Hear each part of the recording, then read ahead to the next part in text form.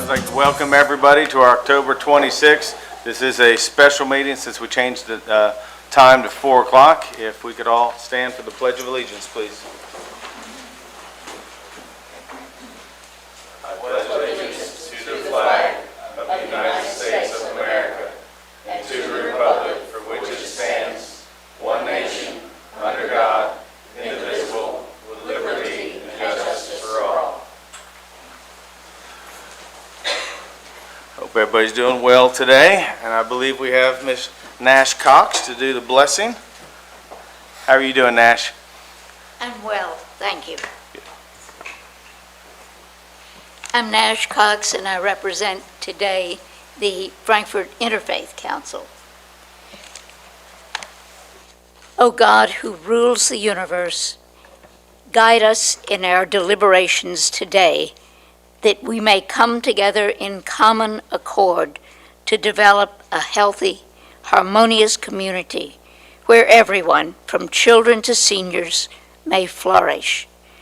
May we listen to each other and rise together to the high purpose of serving the people we represent. For almost 250 years, Frankfurt and Franklin County have provided a fruitful home, blessed with natural beauty, a flowing river, and many streams, woods, and rich land. In our role as guardians of these blessings, may we continue to protect them and find a balance with a desire for future growth. This court has been entrusted with the power to make far-reaching decisions. May we be divinely directed. We ask this in the name of Jesus Christ, who has shown us the way. Amen. Thank you very much. All right. Now I'm going to ask you if there's any public comments. Please come forward.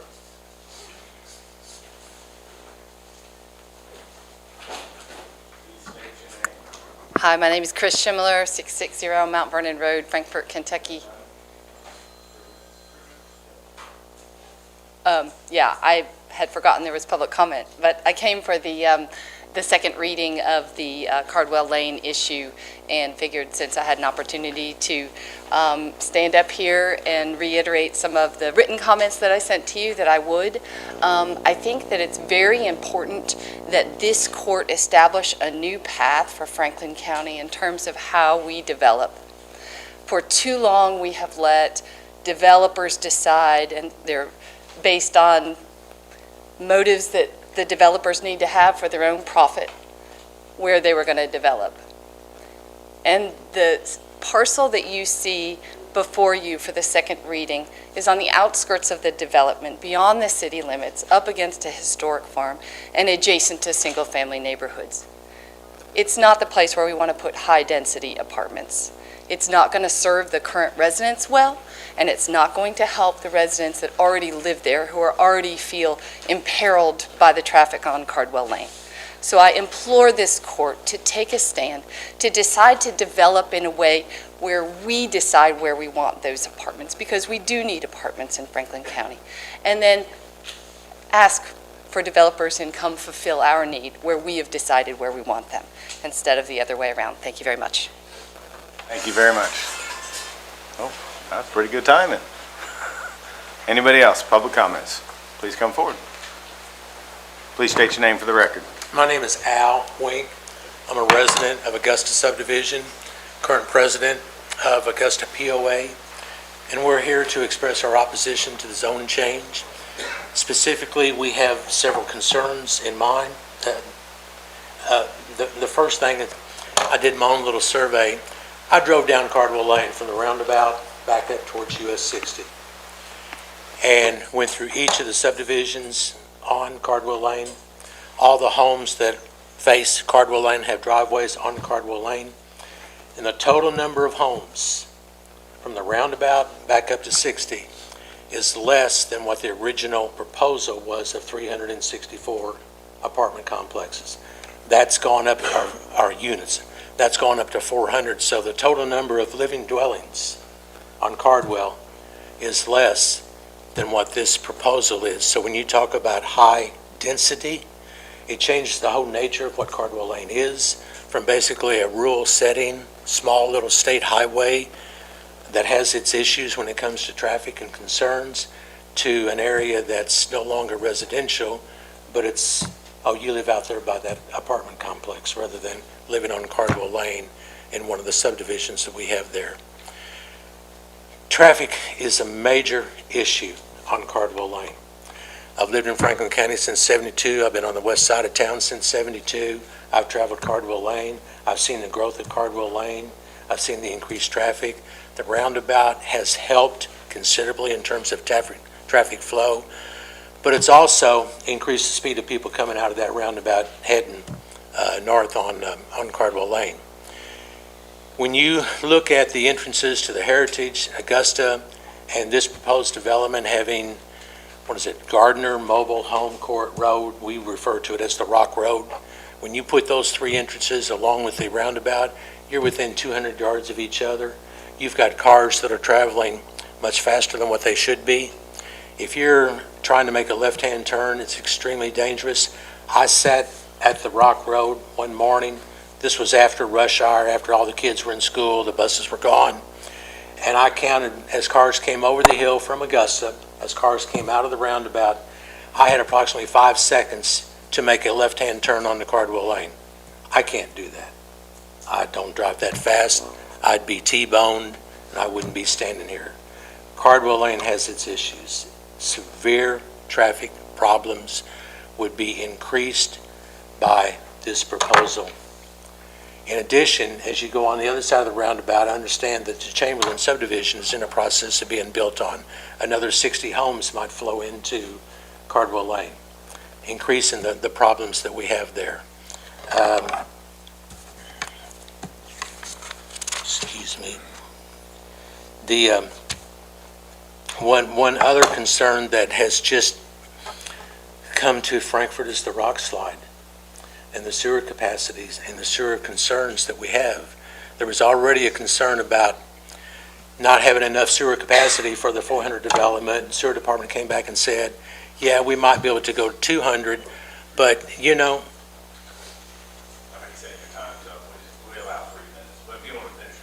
I just want to finish by saying that with all the concerns with the sewer department right now and what's going to happen with the rock slide and what might happen to the rock slide and its effect on the sewer departments, how in the world can you guys, the court, progress and grant some kind of approval when we don't know what's going to happen to the sewers on the west side of town, maybe within a minute from now, maybe never, hopefully never. So I just want to be sure that you understand that Augusta subdivision is opposed to it. We are not in favor, or we are in favor of growth in Franklin County. We know it's essential in Franklin County. We just don't want to see a 400-unit apartment complex. We prefer that it stay residential and allow for whatever number of homes that could be built back there on that currently zoned property. Thank you.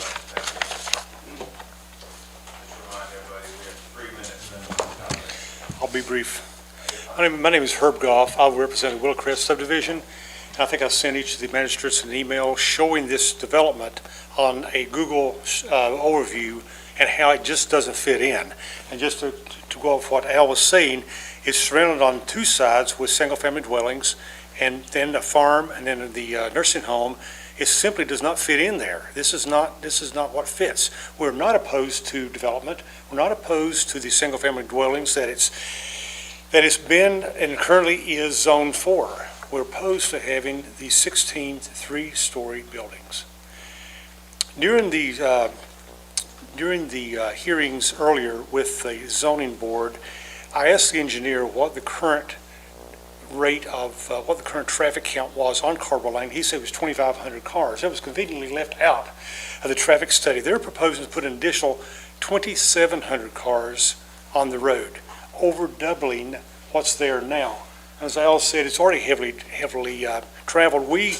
Our house backs up to the farm that backs up to Cardwell Lane. I can tell you it's heavily traveled by all the sirens we hear going up and down the road every day.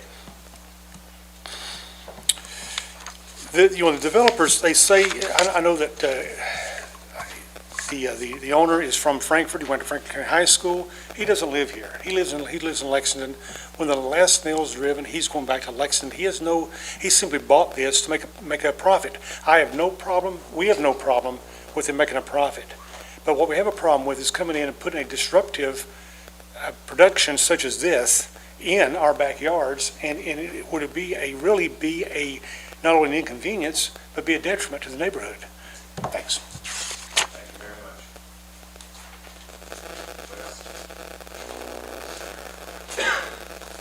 Hello, my name is Mariah Curry, and I'm also here on behalf of the project on Cardwell Lane. I am a representative. I'm the Community Relations Director at Morning Point Senior Living and the Lantern, and we just wanted to come to really help protect the 78 residents that we have in both communities. As one of the biggest concerns with traffic, we've had numerous amount of employees in car accidents on Cardwell Lane because of fast traveling, especially during school. It's very dangerous. But then there's just a couple of other concerns that we have. If the proposed second entry would essentially just encapsulate our campus, especially with our Lantern, we are an Alzheimer's and dementia community, and our back property would look towards the development, and that would really decrease the serenity that our residents have. We understand that single living family would really kind of like Augusta and the Heritage, but it would really beautify that as well. So we just want to make sure that we are heard as well with Lantern and the Morning Point. We support development and want to keep it cordial, but we believe that the apartments would not be beneficial to our communities. Mariah Curry.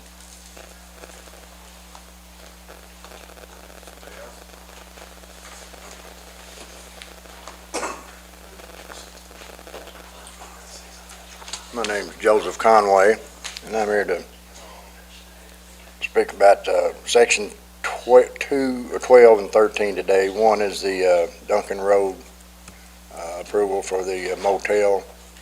I brought that up at the Planning and Zoning Commission. That's in the neighborhood. Anyone that lives on, I spoke for some people in Stonelay Drive about dumping more wastewater or rainwater, whatever, into Slickaway Branch, which is a pretty big problem for people who live off Stonelay and live on the private road on the other side. I was against that development being changed from industrial to commercial just for, or whatever, for building a motel. And then Section 12 is for the get it out of here, for the intersection of Shepherd Way and Copperleaf Boulevard, where they changed the plan zone, changed the zoning from commercial to rural housing.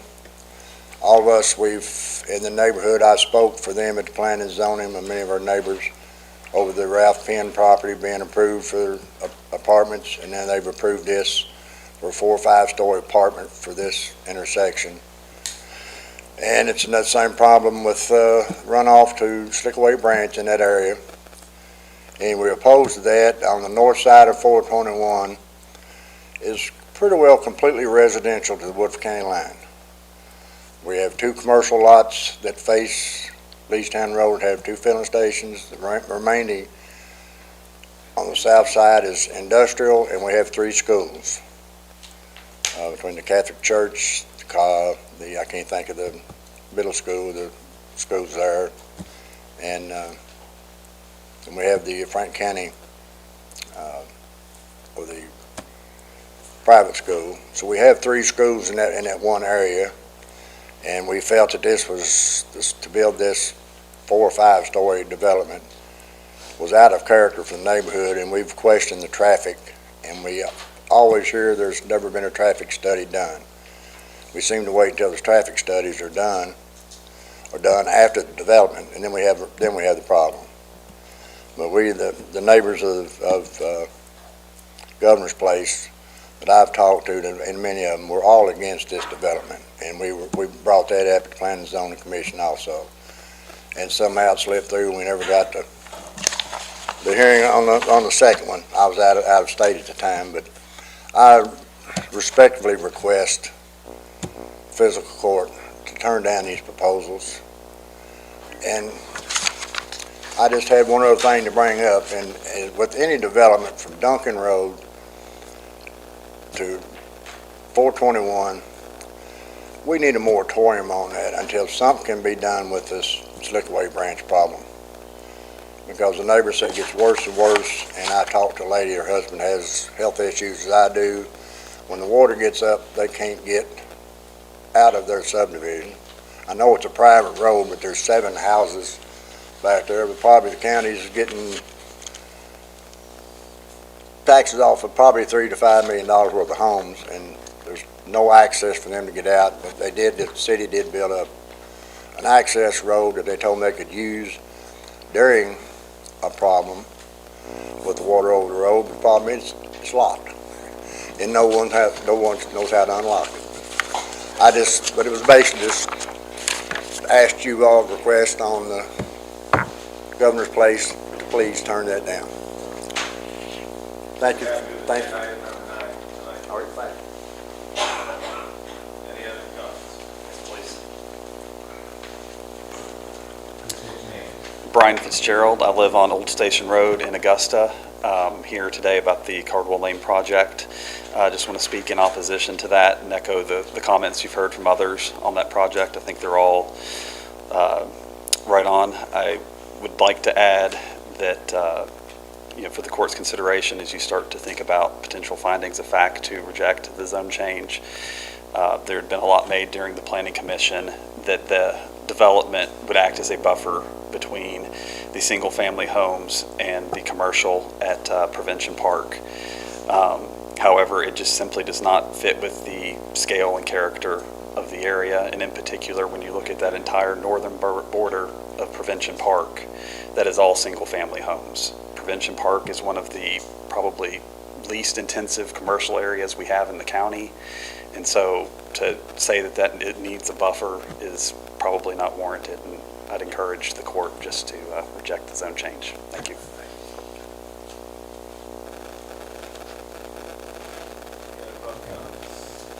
Thank you all. Mr. Road Superintendent, come up and give a road department update, please. How you doing this afternoon, Duke? Doing great. Hey, y'all. I'd like to update the court on the garage project down at the road department. Codell, they've been there for about a week now. They've got their trailer set up. Rising Sun's on site. They're supposed to have a full crew in Monday of next week. Hopefully start some footers. Arts Electric's been on site, disconnecting the power to our existing building.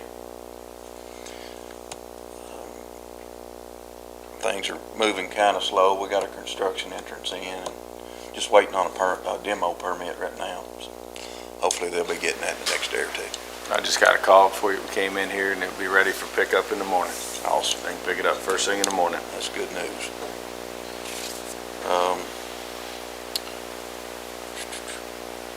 Our ordinance on our limbs seems to be helping quite a bit. We're still getting some contractors putting stuff out that we're trying to address, but I think we probably tagged 15 to 20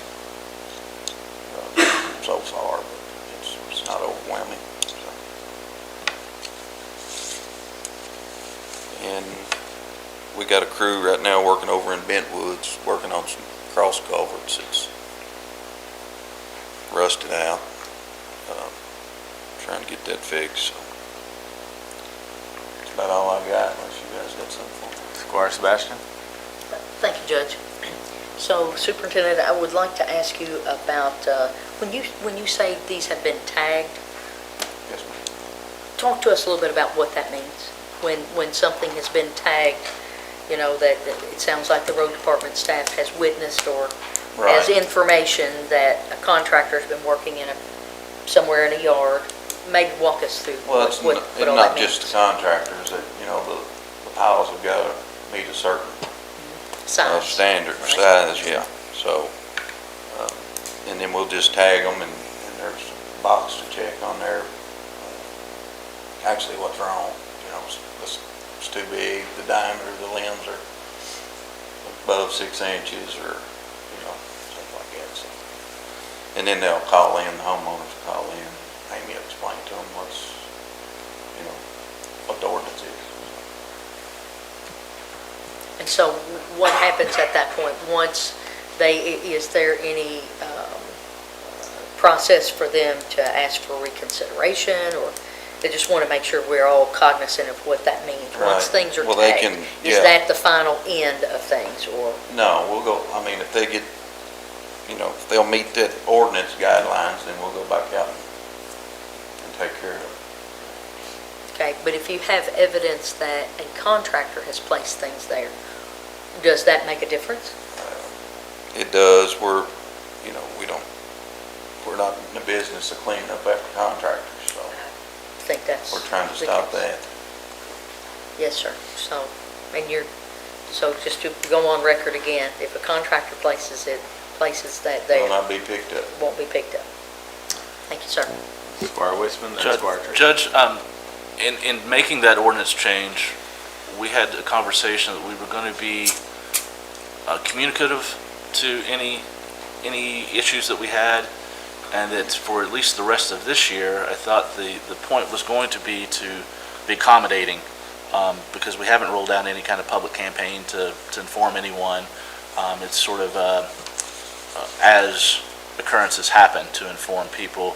So I'd like to make sure that we're still trying to accommodate as much as possible. If we know some of the tree companies are being infractors, maybe we need to reach out to those companies, or maybe we should anyway, all of the tree companies around here directly, so they are aware of that ordinance change. But I want to make sure we're being accommodating to some degree, because we did sort of change that ordinance pretty quickly with the intent that we would crack down on some of the abuse of the program. But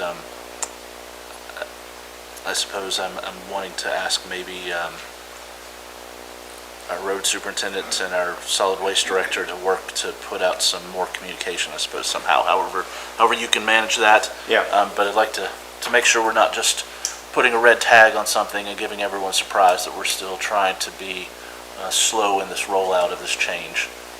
We're actually not, we're not taking a tape measure out there and measuring. Of course. We're just, But if it's but questionable, we'll go ahead and pick it up.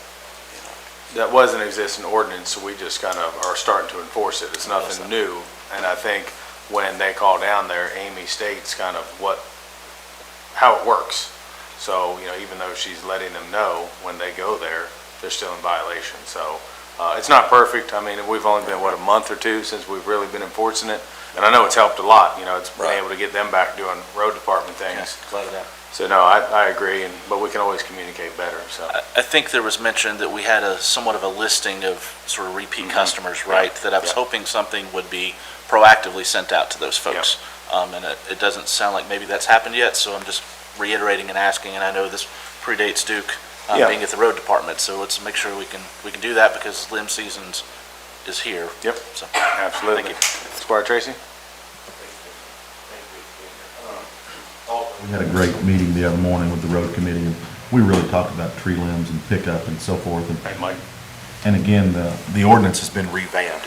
It's not a new ordinance or anything like that. I think like we said the other morning, it comes down to really you supervisors enforcing the ordinance, which ultimately is going to save your guys. I know in the past, we've seen dump trucks filled with fence rows and things of that nature because no one enforced the ordinance. Right. So, I know really the ordinance is truly saving your guys as well, and equipment, because, Absolutely. rubber tire loaders and everything else have been going out to really probably clean up messes that tree limb companies have been charging the homeowner to do, that's been falling on the back of the county to come and clean up for that. So I just want to say thank you for all your hard work, and again, I know that you all are really concentrating on it, and it's going to happen, but again, I think if we can just minimize it. I'll be very brief. It would appear to me like any contractor should know it's not the county's responsibility to clean up their derbies in any circumstance. So if they pile it out there, call them, come and get it. It's the way I look at it. Thank you. Thank you. Bar Wisman. Judge, just a couple other questions. Duke, I wanted to ask you if you could give us a little bit of an update of where we are with mow trim, and are we continuing throughout the fall? Are we getting ready to have a cold snap? Yes, sir, we're still has a few we're still complaints. mow trimming currently. Do you have sort of an estimation of where you'll be in the next few weeks that you can give us at all? Right now, we're out, I believe, we're out in the Peaks Mill area. We try to finish up a district, is what we try to do, and then move on to another, so.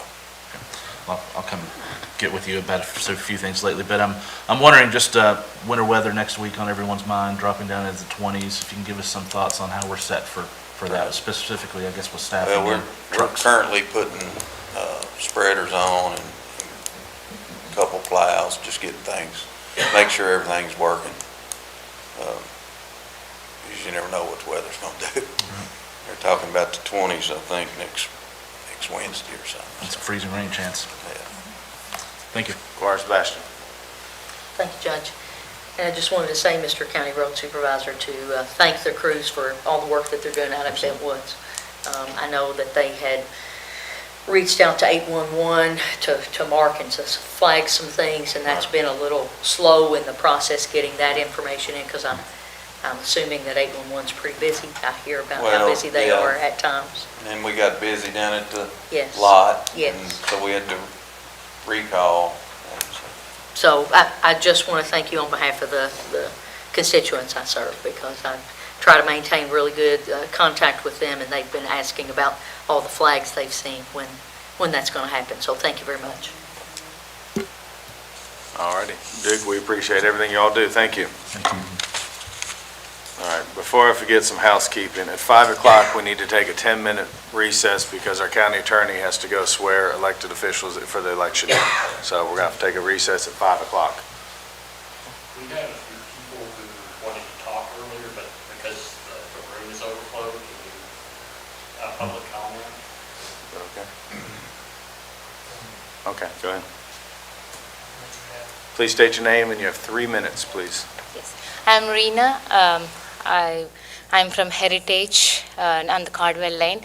So definitely, like Al, our president, they said I am second to it. We definitely will have a lot of problems if we have that 400 apartments over there.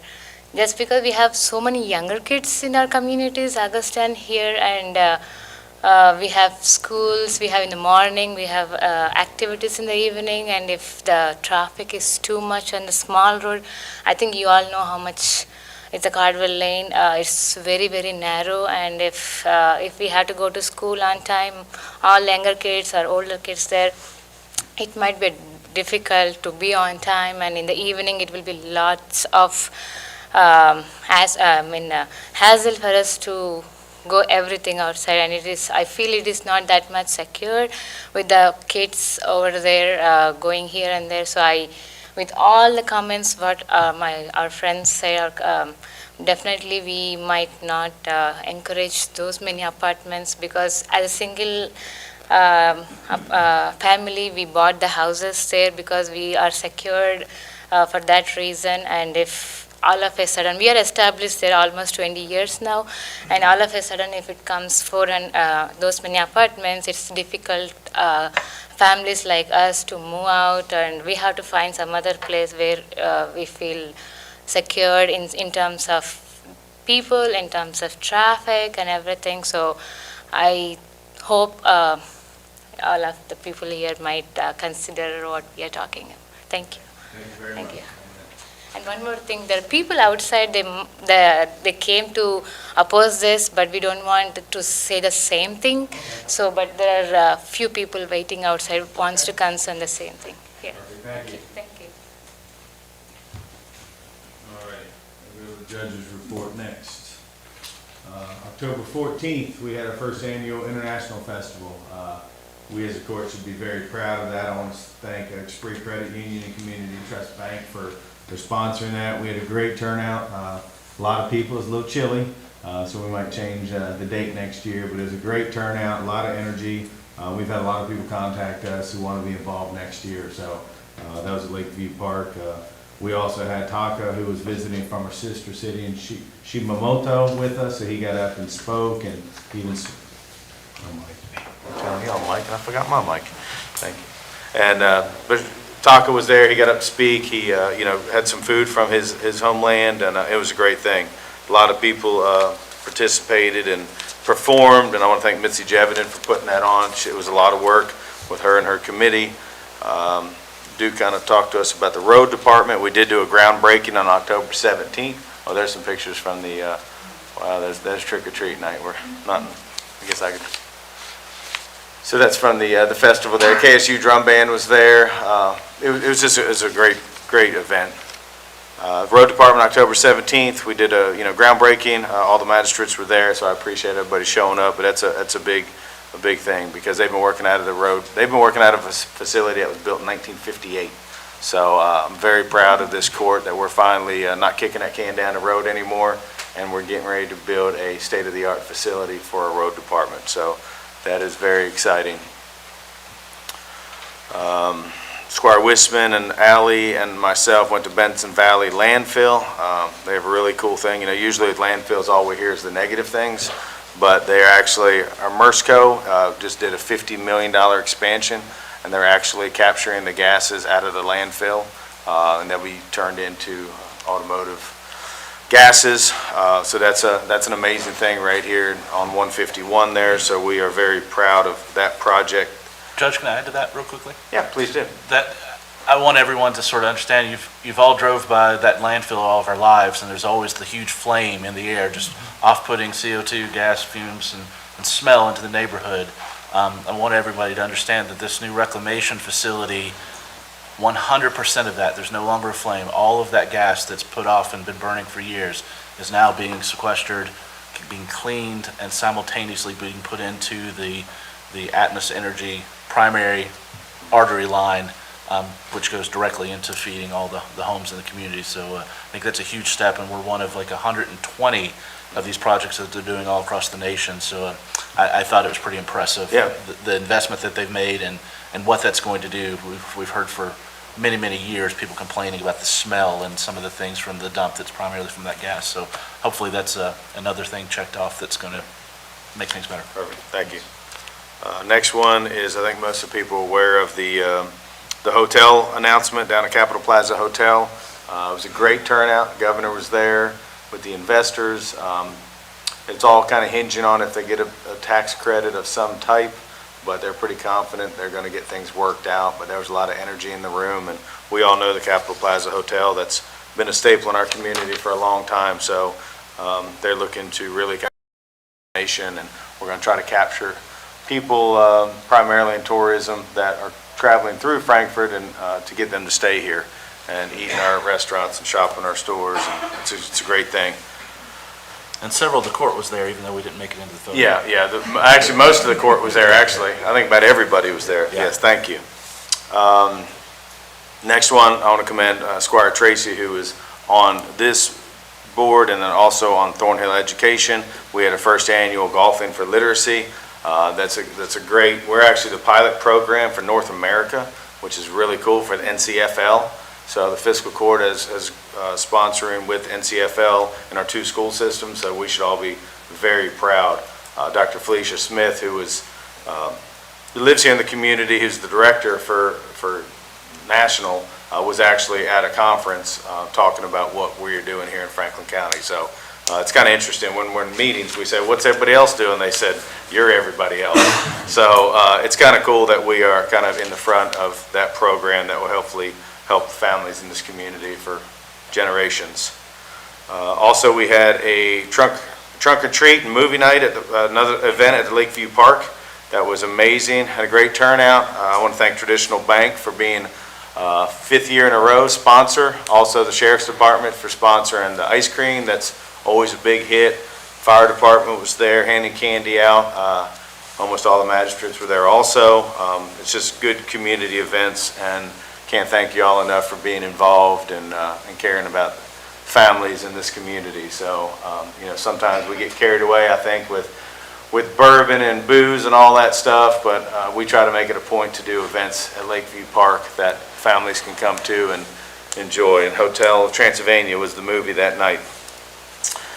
Coming up tomorrow, I want to remind everybody it's a chili luncheon from 11 to 1, I believe. It's at the King Center.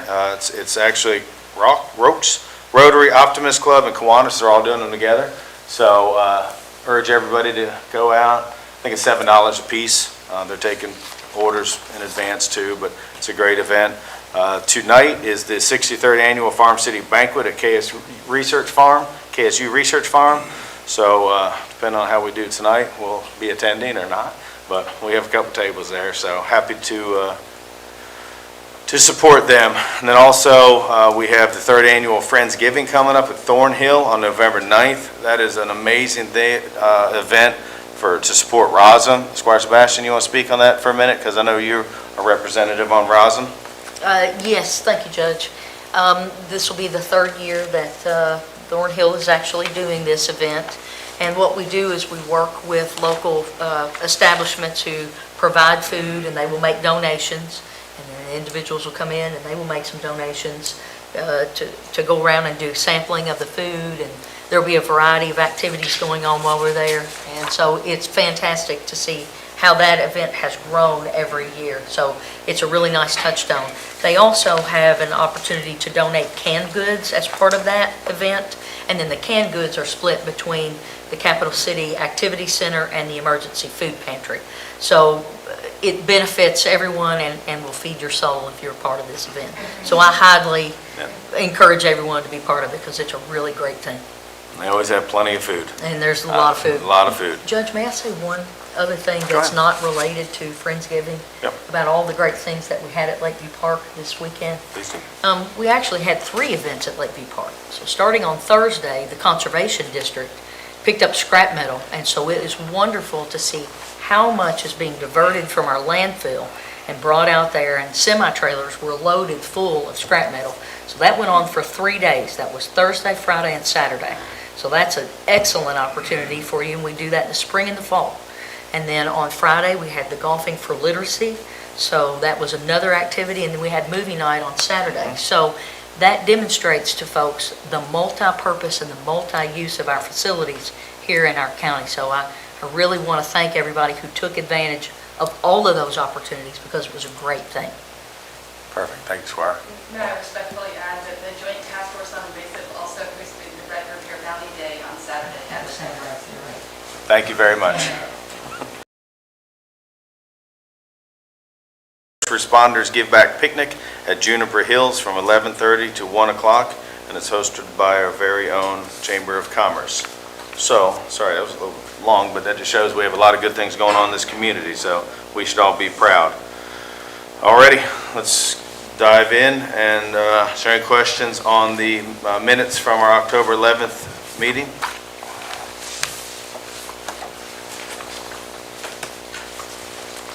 Seeing none. Any questions on the county clerk's quarterly report for 9 months ending September 30th, 2023?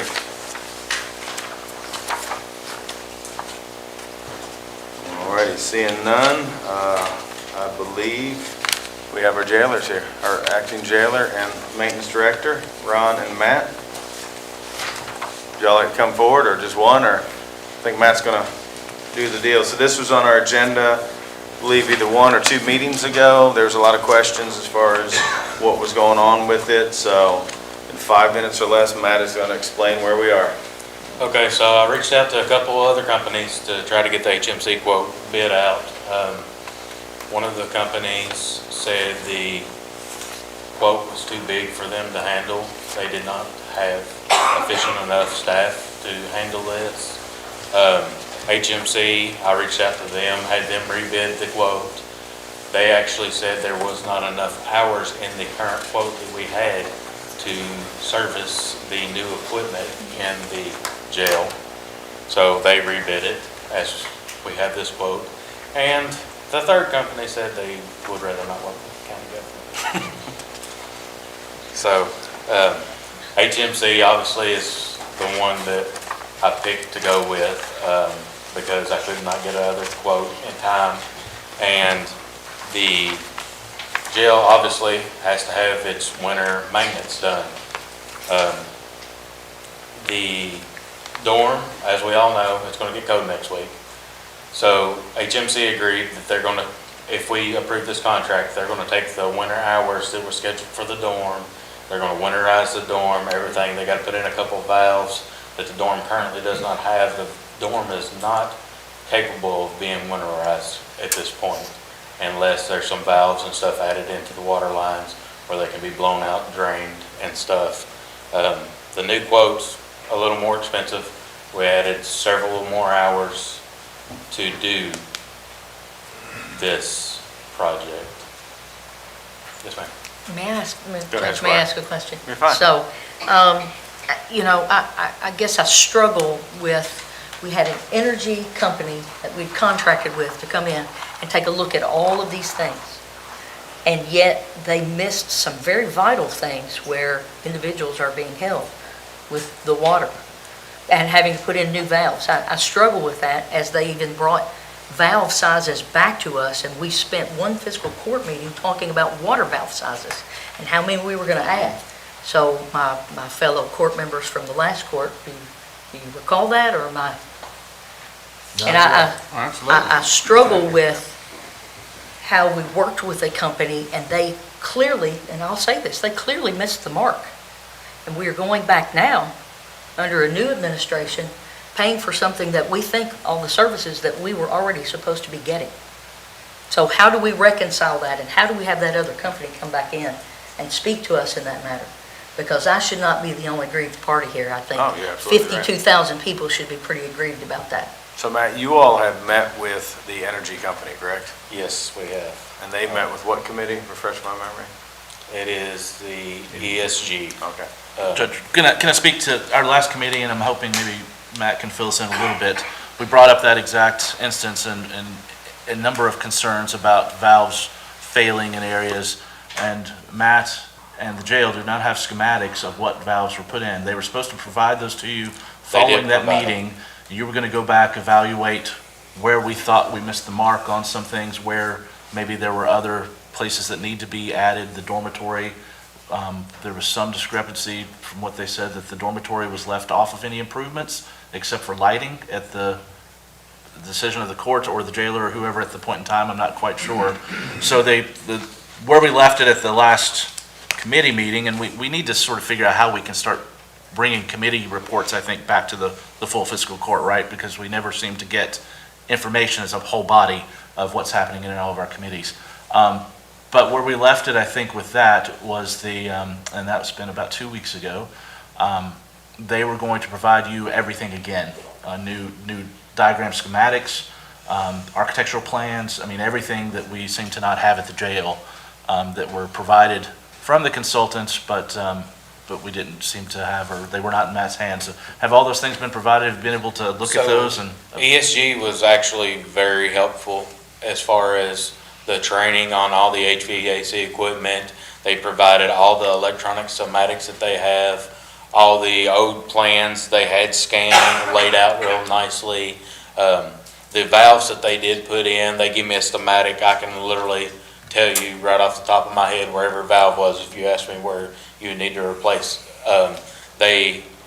Instead of replacing every valve in the jail, obviously that is a very big expense, they replaced critical valves. So instead of saying, for instance, cutting this cell off over here, they replaced a valve, they put a valve in over here that I could cut the pod off. So it would, instead of just cutting one cell off, which is sometimes all that you need to do, I have to go down here and cut this whole pod off, which in a secure side of the jail can be very vital, because you have 5 pods on each side of the jail, 2 inmates assigned to each pod, and you have to leave their doors open at night. You can't see what they're doing because they lose electricity at 11 o'clock.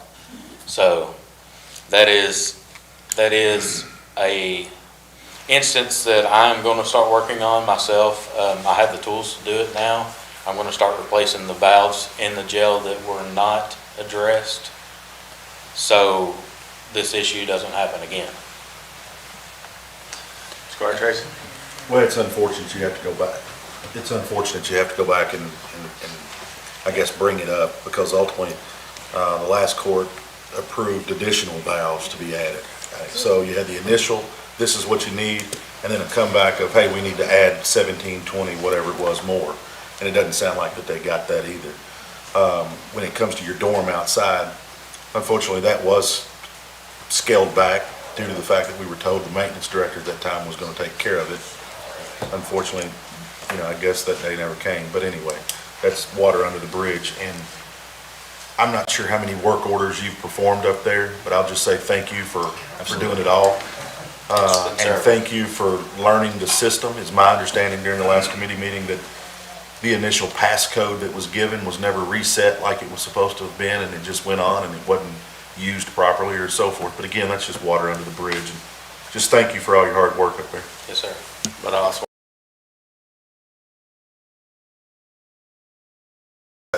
we had a unit that had to be replaced, HVAC unit, heat and air. We had a $14,000 quote. Greg was able to do it himself with Matt for $5,000. So he spent 2 days up there, I think, with the guys, but it just shows that we hired the right person and we're all working together, so we're not. He spent exactly 2 days up there, putting all the new stuff in. We spent a day together, all of us, my guys, the inmates that helped. We tore all the equipment out, everything got replaced. If you looked at where the old maintenance shop was before, I wish I'd have took before and after pictures of what it looked like. It's a totally different area. Squire Sebastian. Thank you, Judge.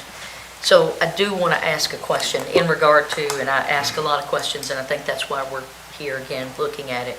So it appears now there are 43 pieces of equipment on this contract, whereas before there were 10.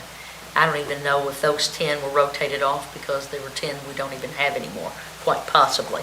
Now I see that as we look at this agreement, they want to add 2 additional years to the contract. So I think we need to talk about that as a body to see if we want to have that included as part of this. But also as part of this, I noticed that there is a water heater and some exhaust fans that are individually listed. Are those items that our staff can take care of? Or is it part of the continuum of work that they need to do as they begin to address some of the other items that they've enumerated on the list? That went from 10 to 43. The exhaust fans and stuff are up in the penthouse. We have an air handler up there as well. They have to get serviced, belts changed, oiled. Yeah, I saw all that. It noted, everything like noted that. belts and. That, it could be something that I could service. Having the time to do it is a whole nother ballgame.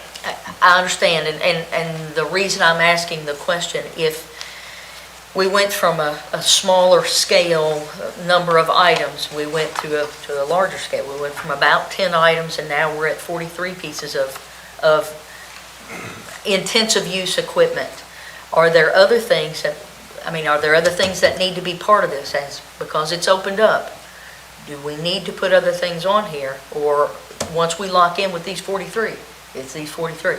That was me adding stuff. Yeah, I went through. That's the reason I asked. We've spent almost a full day going through the jail. Of course, some of the stuff that was up in the penthouse, we didn't get model numbers and stuff because it was pouring down rain. Yeah, I saw. But we knew that when I toured. That was me and HMC going through, picking out everything that needs to be serviced in the jail, and it is a complete contract of everything mechanical in the jail, as to opposed just a few items.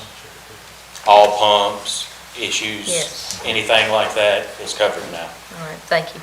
So I come back to the full body and ask again, do we want, because once we lock this in, it's in for this year and then 2 additional years. But we also heard at the beginning of this, when it was, put out for bid, it had basically 2 respondents. One respondent saying, I don't have the horses in the stable that work for me to do this work. One who said, Yes, we do, but it's going to take a lot of work. So, and you never know, the landscape of companies can change clearly in that amount of time. But we need to be mindful that that's part of this agreement. Thank you. I got a couple of questions, maybe a comment. One is back to what Squire Sebastian was referring to. I don't have a problem with making a multi-year contract, because it's probably best that we do that. Number two question is, and that's an opinion obviously, but what if we don't do this? What's the other option? There is not one, is that correct? There really isn't. That's what I thought. A lot of the stuff I can handle, but again, that's one of the things that the maintenance in the jail is just gonna decline rapidly. If you told me no today, I would have to go back and work this weekend to make sure I had that dorm winterized. Well, that's my other area I want to talk about. There's that dorm, which does have to be protected, but right now it's not used. Is that correct? It is not used. It is not used. It's actually used for storage, part of it. Yes. But we can't let it freeze up and bust. Anyway, because it's actually a pretty nice facility. It's underutilized right now, but maybe that's a discussion for a different day, and it probably is. But we need to protect that, and I don't have any problem at all looking at since it seemed to me like if we don't act and we have a bad winter right away, nobody knows that. It may be warmer this year than it was last year. I don't know. But, moving forward, even though the other part of my question, if I talk long enough, I think so if we needed to add, is this contract allow us to add items to that if we find that it needs to be added? If you find something in this contract that I didn't cover, then I wouldn't. Then I didn't put it in there for a reason. I literally went through with 3 contractors that said they wanted to bid this thing, and they ended up backing out because they realized they didn't have enough man hours. We went from top to bottom of this jail, from the basement to the penthouse to the lower basement. There's nothing that will not be covered in this contract besides little items that I can't, including our new shop facility will be added in this. All right, so we're going to go Squire Wisman, Squire Tracy, Squire Sebastian. Yeah, Matt, did you have the plans from ESG in time to reference when you did walkthroughs? Are you confident, I'm sure you do, knowing how you've come through that facility, you feel confident that you've done a top to bottom evaluation of all the equipment, and you feel confident everything is in this list that needs to be? I know we have some quite deferred maintenance on some of this equipment, and my concern has been all along that we were going to hit wetter weather, and now we're a week out from some cold weather, and some of this has not been touched in over a year. You were saying some of our air changers had pile up in them, that they were not functioning even optimally, if at all.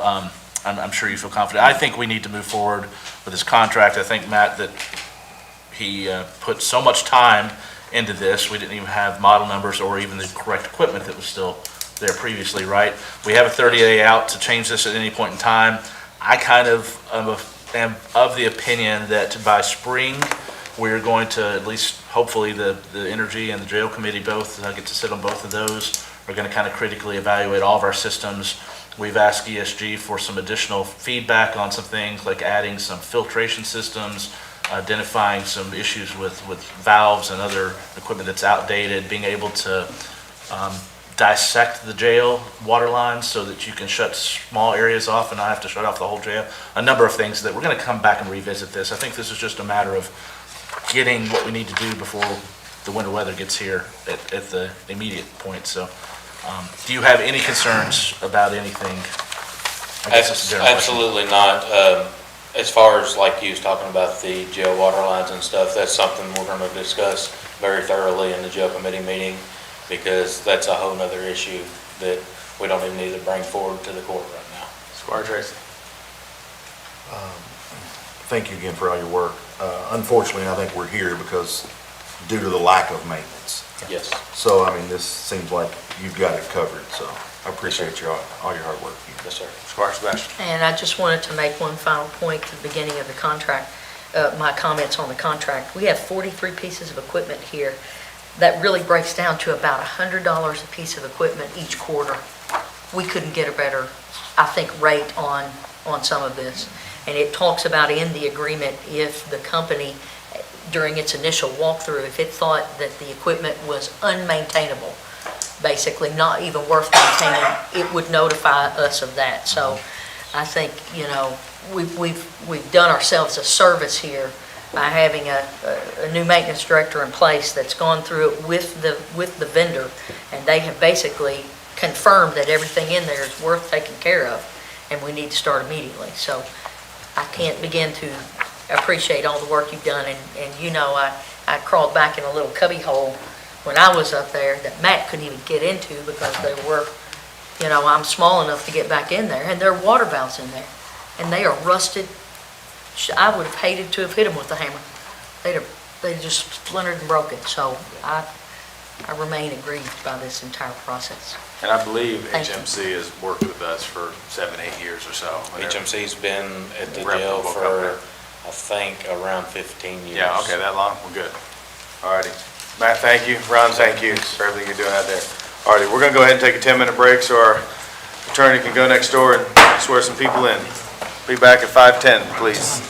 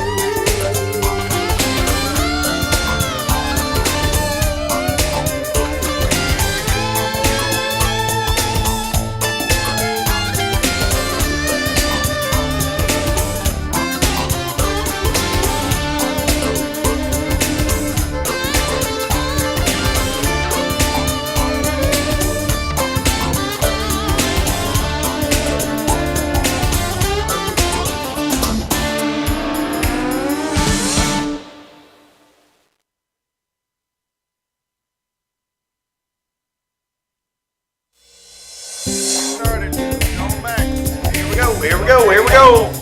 There we go, we're back on already. Thank you for the break there, and now I'm gonna ask the sheriff to come on up. Good evening, Sheriff. Good evening.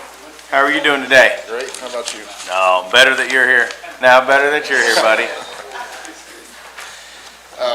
We're just trying to amend our budget pad in the 7 resource deputies that we hired this year. Okay, so once you refresh the court, is this, it's a little bit of cost to us, but how that worked? Actually, yeah, the school's actually reimbursing this, so I'm not asking the court for any additional funding. Okay. Any, The spending authority is what we need in our budget. So we're just amending the line to reflect the reimbursement in the PAD Exactly. It allows us to spend the money. It's kind of like a pass-through. any other questions for the sheriff on this item? Alrighty, next one. You have another one, don't you? Chief Zepp's going to talk about the grants. He was actually working with, right? Come on up, chief. No, you're on. Don't sit down, you're on. What am I here for? I think I got this print somewhere, but anyway. Well, Sheriff, I thought you had one other one. He did have 2. Oh, I'm sorry. When we were talking about, I thought we was doing it together. It's a lump sum. Yeah. The annual orders, the payroll, and the lump sum's what we bought, like the equipment for them. Yeah. So it's both for the same reason. Microphone, please. Go ahead, Squire Blackburn. I just want to say, I want to thank you, Sheriff Choir, and I want to thank the school board. They agreed to pay for some of these as well as you, out of your budget and not raising your budget. And we're getting more with the same amount of money because of your diligence and the school board. And I want to say we got an officer in every school, and that's a great thing. So thank you. Thank you. I believe we're the first county to do that in the state, so y'all should be proud of that. Should be. Yeah, Already. It's nice. Thank you. Go ahead. We just also want to publicly thank you for everything that you all, the staff, did at movie night. We had a tremendous turnout, and it was great to have the mounted police unit there as the headless horseman. I can't tell you how many people I've heard from after that talked about the great things and the collaboration across the community on movie night. So thank you for making that happen. Thank you. It was nice to see all the kids smiling. That's just cool. Sheriff, I believe Squire Blackman said every school, but that does not cover Frankfurt Independence. No, does it? they do not have anybody. County schools. Other than, we're covering Franklin County, the 13 Franklin County, campuses. 13, not city or independence. Right, we don't do private or independent Private, schools. can't independent, private. Thank you, Sheriff. Judge, I'll echo the accolades, Chris, that I appreciate. I know you're in the conversations about the jail more regularly than you need to be. We're getting ready to go into some financials later that shows we had a whole lot of problems that none of us knew about that weren't communicated. So I'm so appreciative of who you put in place, even though he's walked on out already, and the work that they're doing, because it is mind-boggling to me how many problems we had up there just mechanically, not to mention staffing and shortfalls everywhere that have been corrected in great deal very quickly. So thank you and all your staff that are helping with that. I appreciate it. We're getting there, and I think it'll be something we can all be proud of when we're done with it. Yeah. Thank you. All right. So you are here to talk about the application for Police Association Equipment Training Grant, is that correct? Yes. Oh, hello, Tammy. Snuck up there, huh? Yeah, okay. This is an authorization to apply for the National Police Association's grant in the amount of $1,000. This funding will go to providing TASER instructor training to one deputy and to purchase TASER holsters and TASER cartridges. Questions on this grant application? I'm not volunteering. Not volunteering. All righty, then we have another one? Majority rules. This is an authorization to apply for the Spirit of Blue Foundation's Safety Equipment Grant to obtain any of the following, and that's why I supplied you with the actual grant application. Ballistic plates, tourniquets with holders, patrol vehicle trauma kits, stop sticks, and aim point for patrol rifles. As you can see on the application, those items have been prioritized with ballistic plates being number one. Spirit of Blue will coordinate with the manufacturer, distributor, or provider of the awarded good and will donate the item to the sheriff's office. Any questions or comments on this one? Fire Wisman. Officer Depp, I suppose, can you just sort of talk about what the priorities are here in the application, in the order of need, and a little bit about if we don't get the grant, what is the need for us to still consider? Don't mind a bit. So they're actually listed in priority. If you guys have it in your packet, 1 through 5, that's our priority. Priority number 1 is that those ballistic plates, those are those, they protect against rifle rounds. If you've seen in situations where you've had active shooters with those high-powered rifles, the typical vests that our men and women wear, those typical vests do not protect against rifle rounds. So when we're in those situations, or when our men and women are in those situations, we want them to have something that's going to protect them if they were to get shot. Those vests have been proven to save officers' lives, and there's many, many stories about how they have done their job when they needed to. The other thing that we're asking for after that is the tourniquet and the holders for the tourniquets. We arrive on scene many times, whether it be accidents, whether it be shooting victims, where somebody needs tourniquets, needs some type of aid. We're typically, if the fire department and EMS does not get there first, a lot of times we arrive on the scene first, and we have to apply those things, or we will apply those things until somebody who has much more medical knowledge than us that can get there and take care of that.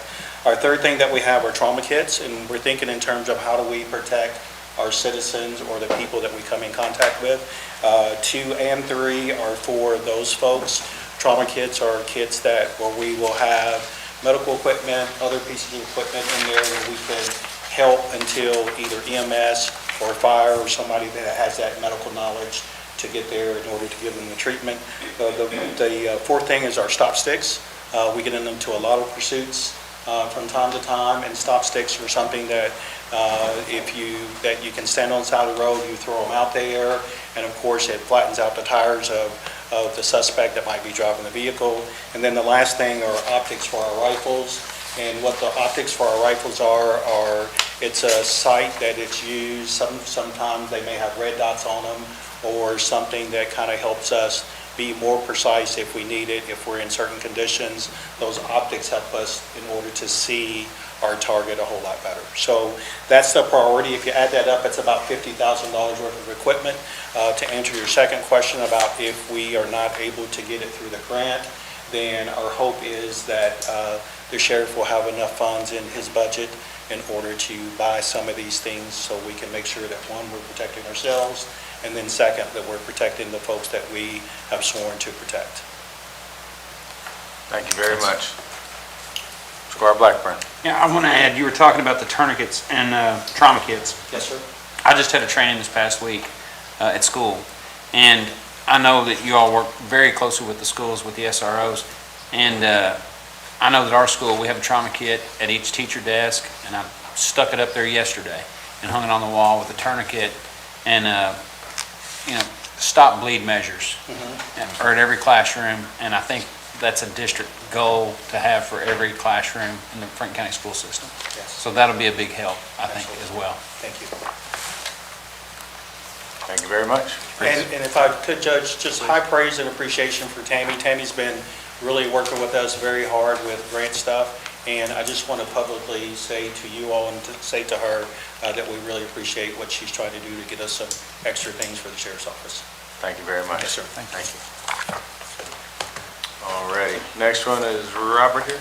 This is about Slickaway Branch. This is an exciting one. Excited about this one. Who's going to lead the charge on this one? I'm going to start, and I think he's going to finish. All righty. This is an authorization to apply for FEMA's Building Resilient Infrastructure and Communities Grant Program. It's also known as the BRIC Grant, to to request funds to implement a flood mitigation project along Slickway Branch, a tributary to South Elkhorn Creek. Specifically, the application will include the finalization of plans, design plans, and construct 2 detention basins on Leestown Road. Kentucky Emergency Management will be helping us through the application process. There is a 25% match, which includes cash, donated, or third-party in-kind services. On the next court agenda, we will be submitting a resolution for approval of an application for the Department for Local Government's Government Resources Accelerating Needed Transformation, which is also known as grant program.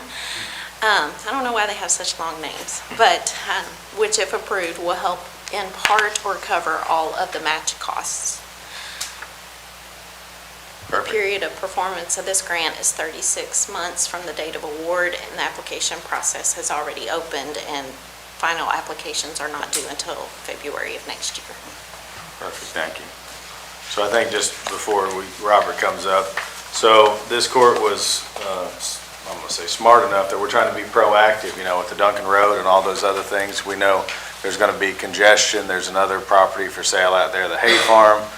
So this court, hired H&B to kind of do some traffic studies and things like that, trying to get ahead of the ball so we don't have problems down the road on Versailles Road. We know it's a major intersection and things like that. So Robert and I talked a little bit about it. I said, whatever happened to that Slickaway Branch project?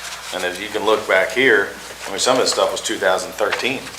So we started talking about it, and he said, well, it's never really gone anywhere, and we kind of pulled it. So we kind of revised it and have it going again, and I think we have pretty good momentum that we could actually get this one. Met with Congressman Comer over it.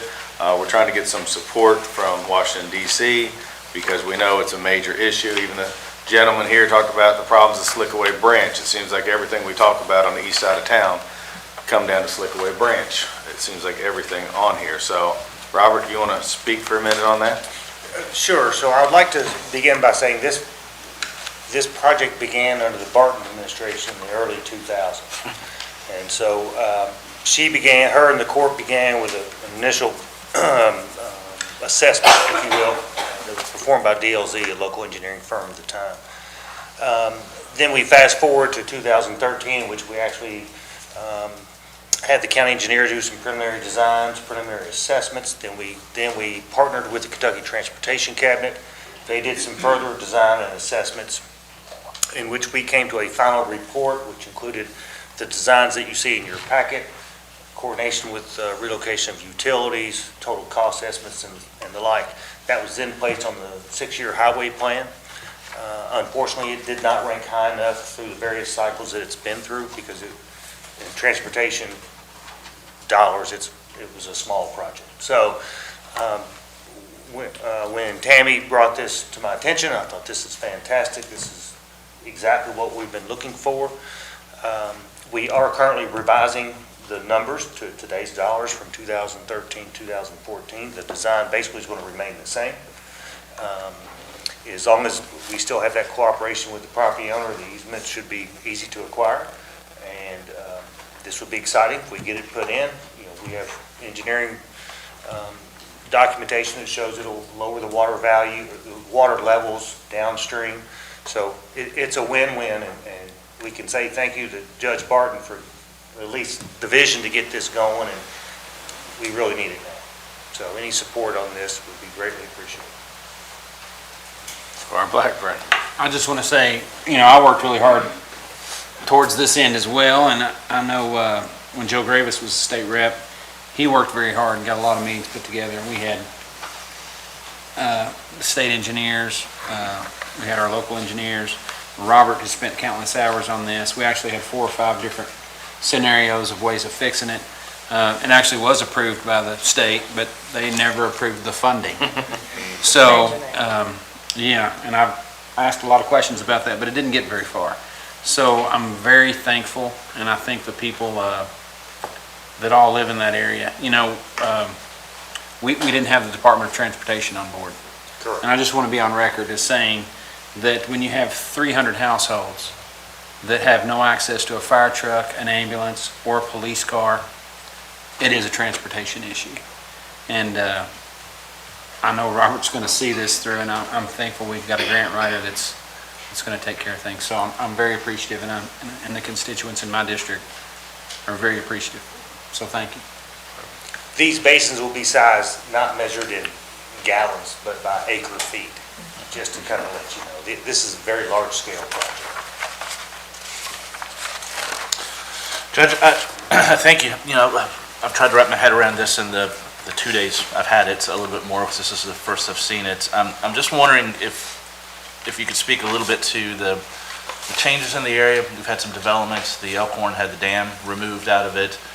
I'm wondering if there's a need to revise this somewhat, and if the grant will, if funded, allow us to kind of go back, step back and revise for additional runoff from mitigating things that have been developed since the period of 2013. Can you speak a little to that effect, and maybe planning for future development in the area? Obviously, we've had that discussion quite a lot. Correct, yes, I'm glad you brought that up. So this plan, or this design, was prepared by the current county engineer. And the county engineer has been with the county for a very long time, who also reviews all development plans and drainage calculations from every project within this Slickway Branch watershed. So we have a true count of the volume of water that enters Slickway Branch since 10 years ago. So that's a great basis for, and you're correct, this will need to be updated based on the other developments that have occurred. We'll also be looking at any changes to rain events and the amount of rainfall that we receive. I believe we all think that Are those going to be updated? I mean, I know in recent years we've had an increase.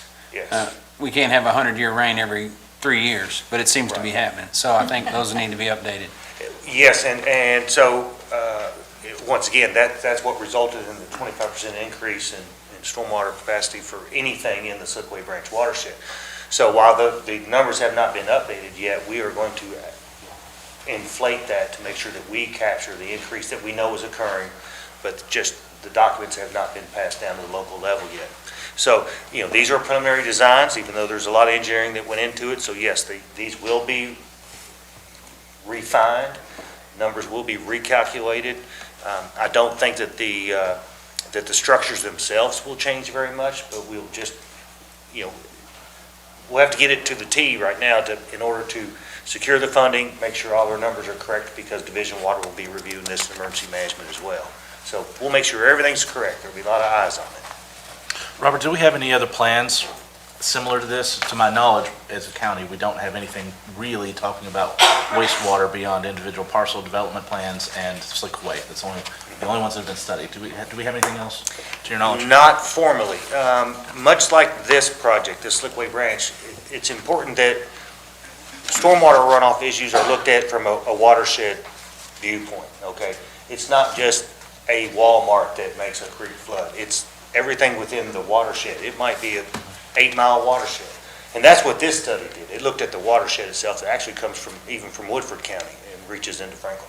So there is a committee that you sit on and Squire Blackburn sit on that when we meet, because I have a watershed map now as a basis, and we can begin to prioritize. And I think it's very important that we get a countywide assessment and a project list for addressing these issues, since we are, river town and have a lot of creeks and streams and issues like that. That's where I was going with that. I hope this is a good beginning. It takes good planning. Part of our comprehensive plan process right now, really, we needed something like this to inform, I feel, and we'll hopefully take that into future consideration. But I feel like we've got to be proactive, and we need to start immediately. Every single stream in this community, we know and love them all, but they provide such great opportunity for recreation and other quality of life amenity that we can develop by doing things like this. And if we can prove ability with this first grant, I'm hopeful that, I want the, my district, of course, and the general community to know that we're not prioritizing the area that has the wealthiest folks in the community or the most development. That may have been somewhat of the past, because this area is being developed so quickly. But hopefully we're going to take a countywide look at all of these problems, all the flooding issues, and begin making efforts to correct some of those problems. Yes, thank you. And so if I could just say that I work closely with our local emergency management office, who, when we have large events, they go to these flooded areas, they document it, because in the event that emergency is declared, we need that documentation. So this watershed has had frequent high water events that have closed many roads, and so that's why this became a focus, because of its topography and the volume of water that goes through it. So, but emergency management helps us prioritize those areas. Sebastian. Thank you, Judge. Mr. Planning Director, I just wanted to ask, because I've spoken to the county engineer quite a few times, we do have a stormwater task force. I think that's what our county contractor engineer called it. That is correct, right? Am I using the appropriate terminology? We have one, but it was formed under the coordination with the city of Frankfurt. We just haven't met in quite a while, Okay. as far as the task force. Yep, so is that about to be revitalized? Because I talked to him quite a bit about that, because I think we all have a lot of interest in that. I have a huge interest in that for Cedar Run Creek. Yes. I mean, it floods Old Lawrenceburg Road. There are constantly deputies sitting down there every time there's a heavy rain event, because rain comes from I-64, comes off the hillsides, comes out of the branch, closes the road, and if it's dark, people don't understand it, and they can wind up in the creek. Correct. And with potential of the Paddocks development, there is a huge water runoff issue brewing. Yes. So just for the community to understand, there is such an item, and that, I think, is going to reemerge. Yes, and so the task force consisted of city and county personnel, and then the task force took direction from both the city and the county. The last large project that the task force worked on was the consideration of the stormwater utility. And so that was a study performed by URS, which is an engineering firm, presented to both bodies, and so we still have that study on the books. It was a very lengthy project, but that task force is not just limited to that scope. They can look at, they can be part of the whole watershed analysis as well. Just want to see how that, again, comes to fruition, because it needs to come back to life and revitalized with a number of issues that we're dealing with here. I agree. On a whole level, not just a piece and part here and there. Exactly. So I just continue to advocate for that. Yes, thank you. Thank you, Robert. Thank you. Yep. I believe Chief Brewer is with us tonight. Good evening, Chief. How are you doing? Jim's doing well. Hope everyone reports doing well tonight. So this item is authorization to amend the Franklin County Fire Department standard operating procedure for the employee hiring process. If you recall from the last meeting, we were working on changing our hiring ordinance. This SOP change just goes along with that. Adding in a physical ability test as part of that, determining a score based off of, minimum score based off the physical and the written exam to move forward with the process. Hopefully it'll yield a few more candidates than just relying on the written test. There always has been a physical standard. It's just we didn't have anything to score them or evaluate them on in-house. So that's what this is kind of doing for us. Questions for Chief? Would that be addition to the CPAT? Yes, they would still have to, they still be required to have the CPAT, and this course is set up much like the CPAT. It's just, we went through and made some timing criteria to be able to evaluate and give points. Will it be something that you all administrate? Yes, we'll administer it at there at Station 10. Fire Sebastian. Thank you, Judge. Just, Chief, want to ask you a couple of questions, and thank you for being here tonight. So currently, candidates are either advanced or eliminated based solely on the written exam and the CPAT. Is that correct? Correct.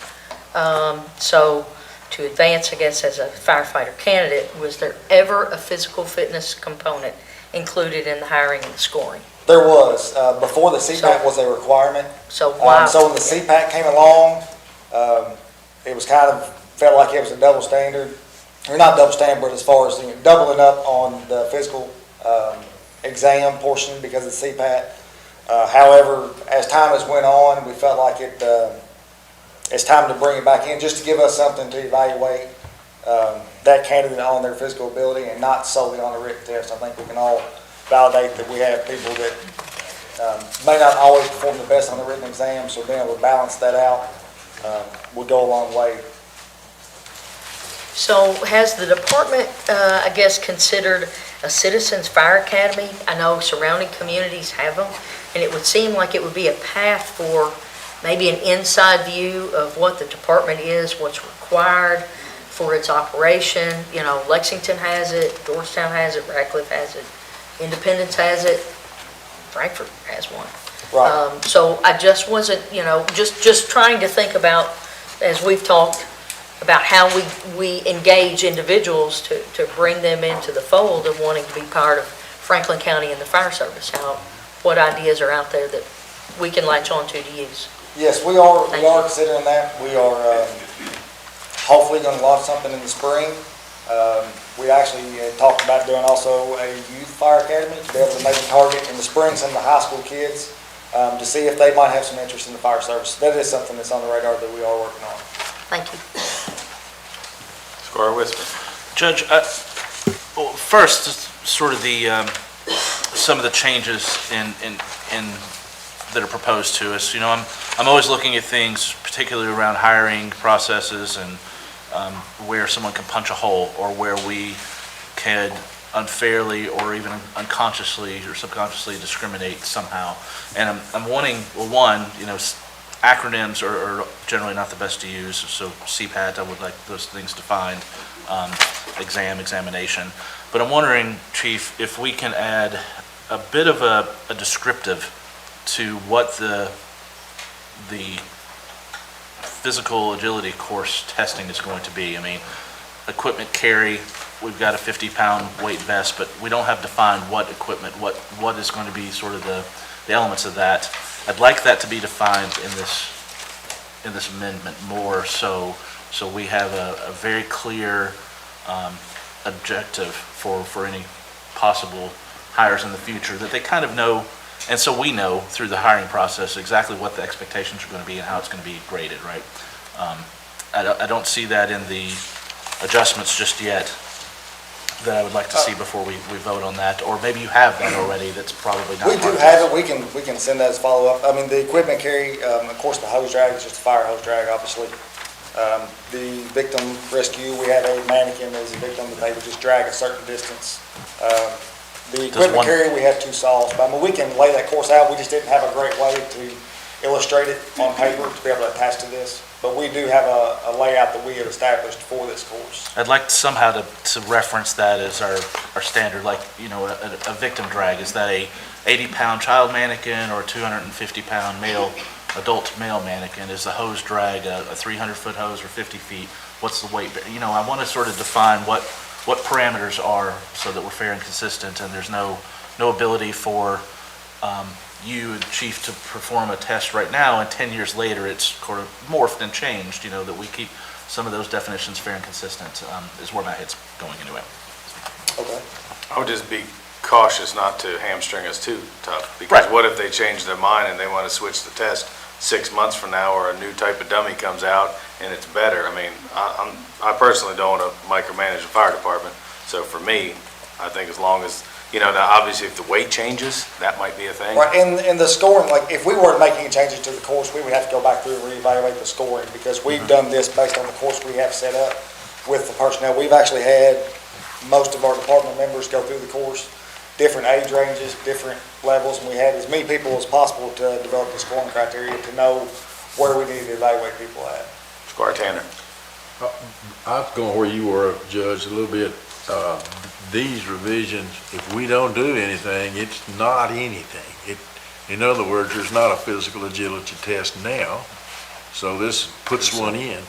And as we pointed out, as the judge pointed out, we don't know how, and Eric also, how much hose, how much the weight, but right now there's nothing. So with this is to start. If I had an issue with it, it would be the minimum equal of 65%. I don't know what it would happen to your candidates if that was raised. Would that make them better people, but more qualified? That better people is not the right word. More qualified. And that's something that we're going to find out going through this process. And if we find out that there's amendments that have to be made, then we'll take that back to our SOP committee and reevaluate that. This right here was determined by our SOP committee to be a good starting point. We felt like this would be something that would give us a good way to evaluate and engage those candidates. And like I say, if there's changes that need to be made in the future that we recognize, then we would come back and present those. Thank you, Chief. You got another one on here? Yes, the next one is the hiring ordinance. So this SOP goes along with the hiring ordinance. In order for us to make the changes for this SOP, we just have to update this ordinance as well. Just to reiterate, it takes the hiring age of cap of 40 off and then just adds in the physical ability examination for candidates. Fire Sebastian. Thank you, Judge. Chief, just wanted to ask you, do you think this kind of do you expect it to come into play more for a transfer? Like if someone was at another fire location and they moved to Franklin County, and they want to continue working for the fire service? As far as the age cap? Yes. It would give the ability, we have had some who have expressed interest, but they were above that 40-year age cap. So it would give that opportunity if there was someone who wanted to do a transfer, they could go through our process and still be hired. Have you had candidates above the age threshold that we currently have who have never been in the fire service come to you and say, man, daggone it, I missed the dream of my lifetime? We have had a few that were aged out for our process in the past. It doesn't happen a whole lot, but we have had a few. We've had some that were right there really cutting that line that got hired in right at the edge as well. Okay, thank you. Wishman. I wondered about the sort of a similar situation. You know, we have several volunteer fire departments around us that may decide a little later in life that they would like to jump in. So I wondered if that would allow that. But more generally, a question about when did these items go through our Administrative Service Committee, or were they reviewed to come to us? And I'm wondering if, you know, I looked for those meetings so I could kind of see, and I'm just not seeing them advertised. I'm still concerned about how we're putting out committee meeting advertisements, and I know you were not able to attend one. So for the SOP committee, that is an in-house fire department committee that we have, that we review our own personal SOPs. So that, when I reference the SOP committee, that is a in-house fire department committee that we have. But the Administrative Services Committee met, as far as I know. I mean, seems like every Sunday a notice goes out, it's posted that says, these are the committee meetings for the week. It gives the time and the date. And all the notes are on the website.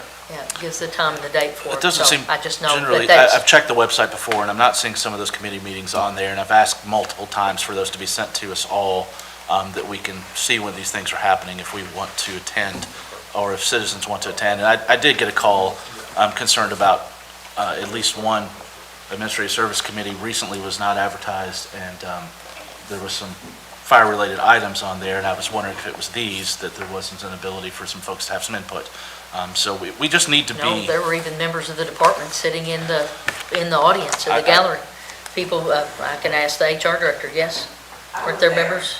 There were members of the fire service sitting in the audience of the meetings where these were discussed. I would just like us to be overly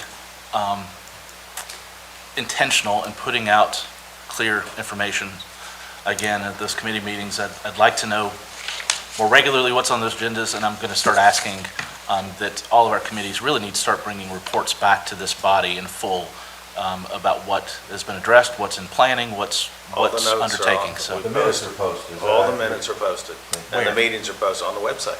I've not seen some of them on there, but If you don't see it, let us know. Mitzi does it every week. Thank So. Any questions, other questions for Chief? Chief, thank you. Appreciate what you all do for us. Mr. Hewitt, I believe you are back up with us tonight.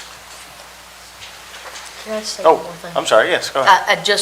Chief, just wanted to thank you and the folks who came out from the service to movie night.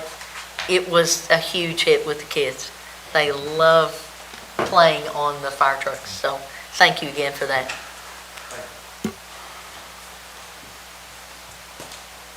Rob, you gonna come up, or? Having second thoughts, or what are we doing there? Make sure you weren't heading out the door. I wasn't sure what was going on. Okay, so we're on item 12 of the agenda. This is a second reading for a zone map amendment of 4.995 acres of property located at the intersection of Duncan Road and Hoover Boulevard. The request is for a change from industrial general district to a general commercial district. The Planning Commission did conduct a public hearing, adopt findings of fact, and evidence into the record, and they have recommended approval. So this is up for action this evening. All righty, thank you, Robert. Any questions for Mr. Hewitt on this item? Squire Blackburn. And this isn't exactly specific to this development, but as you stated earlier, anything in the, I don't know, watershed of Slickaway Branch is going to be needing a 25% increase in water retention. Is that correct? If that was specifically placed on the record at the Planning Commission, you can respond to that, but we must be cognizant, and unless the court wants to have a hearing on this matter, to just sticking to the testimony that was provided at the Planning Commission hearing. Can I answer him?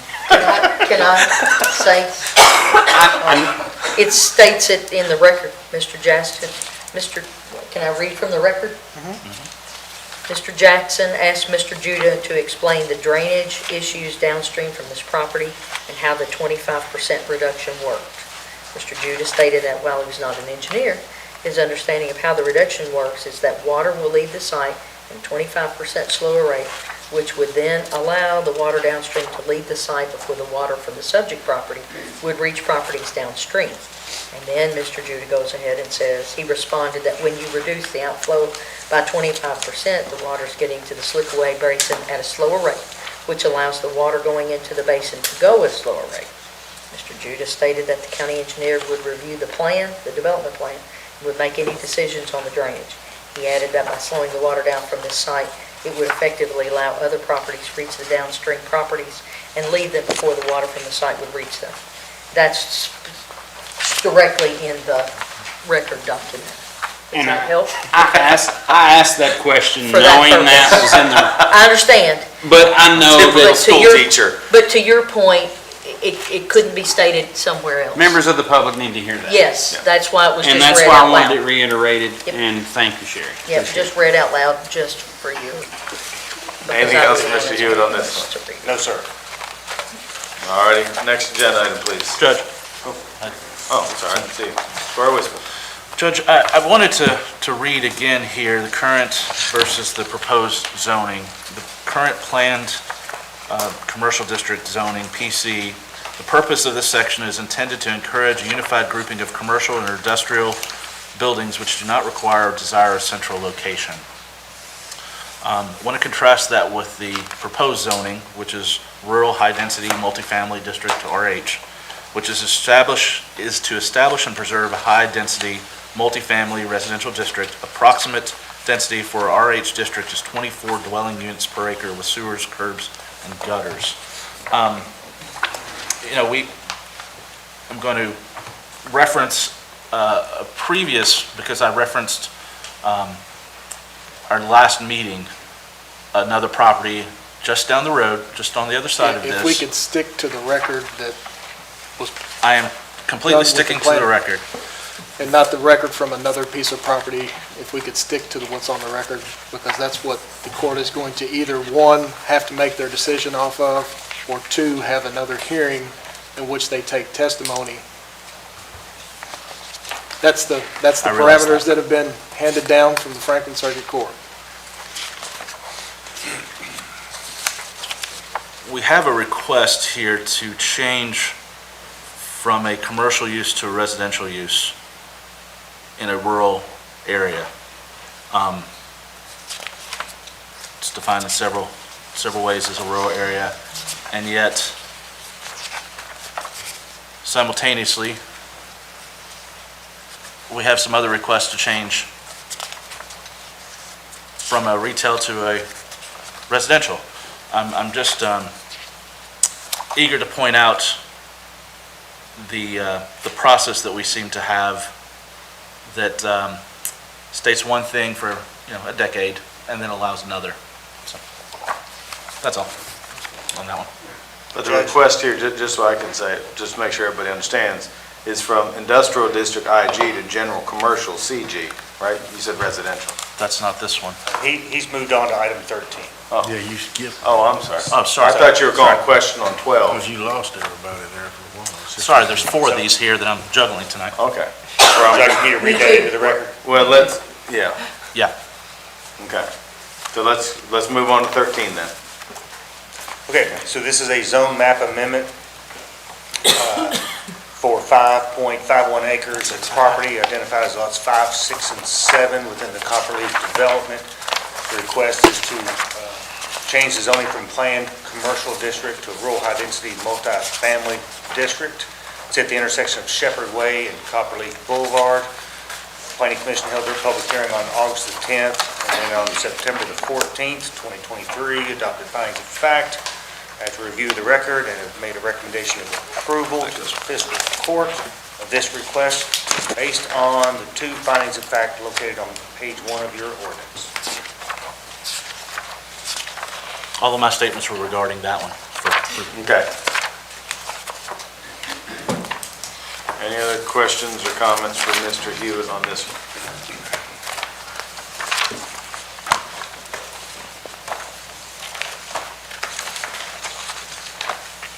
Alrighty, seeing none, let's head to the next one. May I take a step back to the previous agenda item? Which agenda item, just so we all understand? The 13 or 12? 12, I assume. Is it Copperleaf? No, it's 13. Oh, yeah. Copperleaf is 13. I believe that's the packet you're holding up there in that square. Okay. Duncan Road. Duncan Road. Huh? Duncan Road's 12. Going back 12? 12. 12. All right, 12 it is. 12, I wanted to note again, I just want to going to make it sort of a point of record anytime we have a zone change to read what the intended current zoning is and what the proposed zoning is. So we sort of have in our mind what we're going to. Again, we always need to consider not what the potential development plan is that we've maybe heard, because once we change zoning, anyone could develop anything that's allowed within that zoning.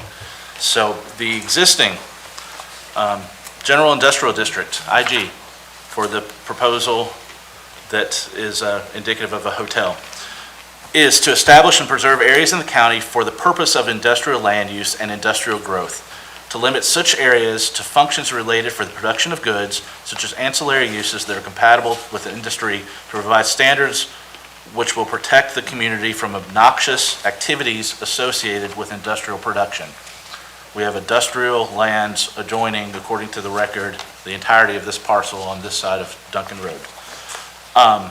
The proposed zoning is for General Commercial District, CG, which purpose is to permit community-oriented commercial development predominantly in areas already developed and where a change in development pattern is in accordance with the comprehensive plan to preserve the carrying capacity of streets and ensure adequate parking and to provide concentrations of general commercial activities.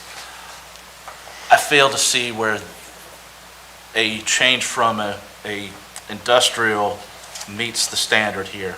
So I just wanted to remind the court of what our current zoning is and what we're proposing a change to. That's all. All right, thank you. Any other questions on 13 while we're going back by it?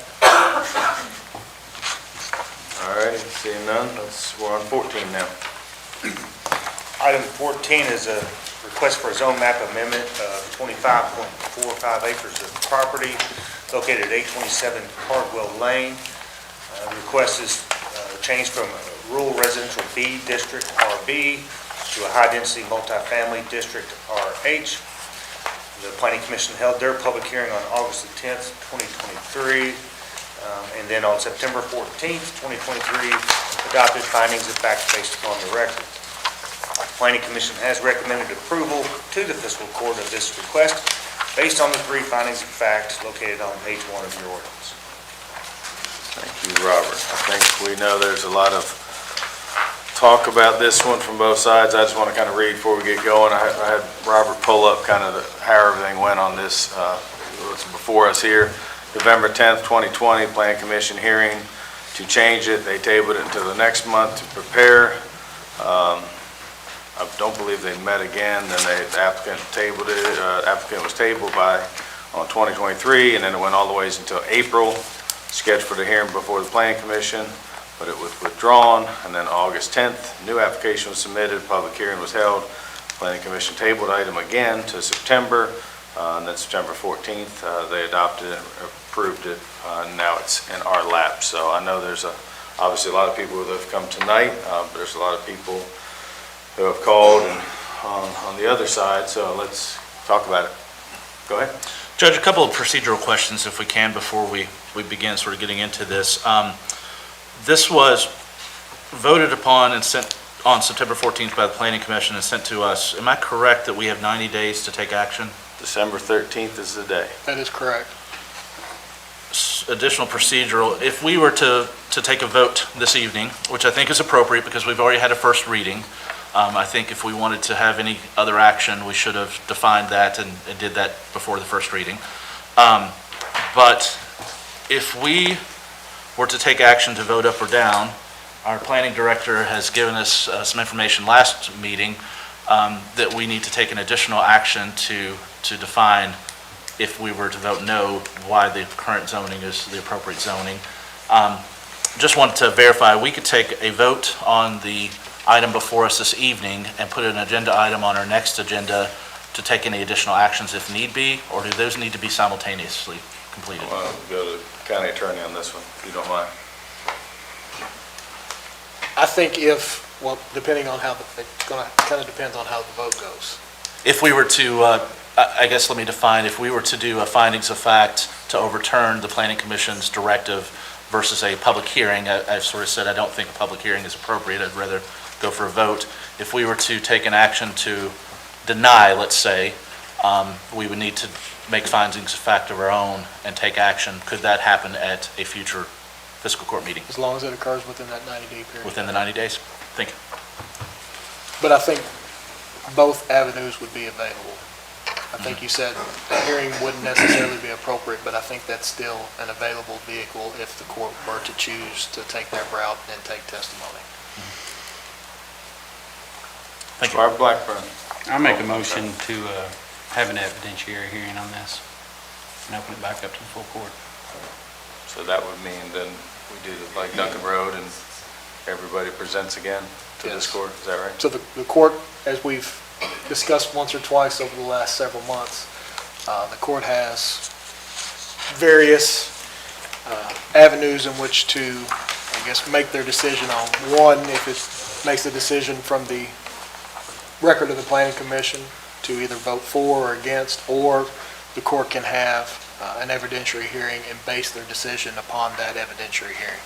And so it would be much like the Duncan Road evidentiary hearing that we had back in, I believe it was March, April. To which testimony would be taken, court reporter would be here to take notes, and the court would then be provided with a copy of those notes or minutes or testimony in which to make the decision. And I think this is one in which we're within that 90-day window, as I believe the December 13th date is day 90, so. Squire Tracy. I think we can all agree we've all received a lot of communication, correspondence, communication in regards to this. And I think we can all agree that we've all got questions, but unfortunately we can't ask those questions because we're driven by the transcript. So for me, I'm fine with a hearing. I don't know if I need to, there's a motion on the floor. I don't know if I need to second the motion. I'll second the motion. At least we can get our questions answered about it. We can take we can take a vote on that when When it during comes the up, voting session. So not now. We can only discuss it now. This is Yeah. your session. Okay. Squire Tanner. obviously, this lies in the 5th District, and most of those people have contacted me that lives anywhere around that, and the pushback is pretty extreme in my area, in that area. So I think Mr. Blackburn's motion would adequately take care of that. However, I would encourage, if the time allows, since we have to have it recorded, and in that, those minutes reported back to the fiscal court, if I'm understanding this correctly, that I don't know what the time frame is for our court or the recorder to get that information back in time. We'll make sure it's in time. We don't need to get into that 90-day issue, and may have to have a special call meeting to deal with that, Judge. Is that acceptable? Just to let you know, I looked it up today, the court recorder, I can't remember the actual official name, I think it was right at about a week to get Duncan Road. Okay, back. yes. So, and that was pretty cumbersome, because that was That years was a of very lengthy things, so. testimony. But no, This probably won't yeah, I be- want everybody to be aware of, yeah, if we have to call a special to make the time, we can. I got one more question to follow that, Okay. if I might. You might. Can, at that hearing, after the hearing, after we come back to vote on findings of fact either way, whatever they may be, can, at that time, we make recommendations for a zone change or not? Does that have to go back to planning commission, start over? When you say recommendations for a zone change, what are you specifically? There's As a to zone different change in zone between. change? There's other zone changes that could go there. The vote must be on the recommendations from the planning commission, either So it has to go back to planning commission if that's done. Either you accept the planning commission's recommendations or you don't. If it's overturned, if it's overturned. Yes. Then it goes back to the planning commission. We don't have No. the authority to make. No, it would not go back to the planning commission. Okay. So it's either you accept it or you don't accept it. Okay, thank you. And your findings of fact, if at that hearing, the findings of fact of why. Why, what that decision is based upon. Squire Wisdom. Let's define just a little bit more, sort of what I had in mind. I mean, we either hold a public hearing that allows us to ask any question we want to of anybody, or we go off the record. We still could, either way, we have to come up with our own findings of fact if we were to deny with a vote this evening, and then find our own findings of fact in support of our denial. We could still develop findings of fact. In my mind, I had a process of submitting those to our clerk to gather for our next meeting, that we could have those and consider those for a longer period of time based on the record that already exists, rather than creating a new record. Because it is cumbersome to come here, put together our own language, find those findings of fact, create those, have them recorded, bring them back to us, and vote on them in all in one meeting. So I don't like that process. I think it hurries us, and it doesn't benefit us. But the question here is either, I suppose, in my opinion, knowing how I would like to vote on this, is whether we want to create a brand-new record or go off the existing record. Again, I'll circle back to what I said earlier. Microphone, please. I'll circle back to what I said earlier in regards to, I think we've all received some sort of correspondence or communication about it, which leads to just questions after questions that you're not going to find per se in this record. So for me, the public hearing allows me an opportunity to ask the question and potentially get the answers. Okay. I guess we'll take it to the voting session, right? All right, Robert, thank you. Thank you.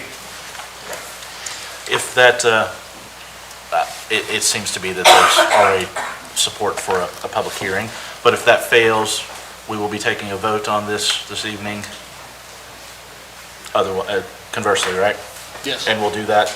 And upon that vote, if there's a denial or an approval, depending on what that happens there, we'll then take appropriate action with more discussion, findings of fact, and all that. I believe you're correct. And I'll say that it depends. It depends, yes. There's qualifications inside of that as well.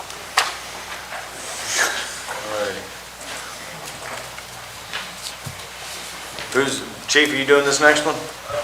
Yeah, I can. So this item here is amending an ordinance in the Code of Ordinances as far as it relates to holidays for the fire department. So the county policy for years has been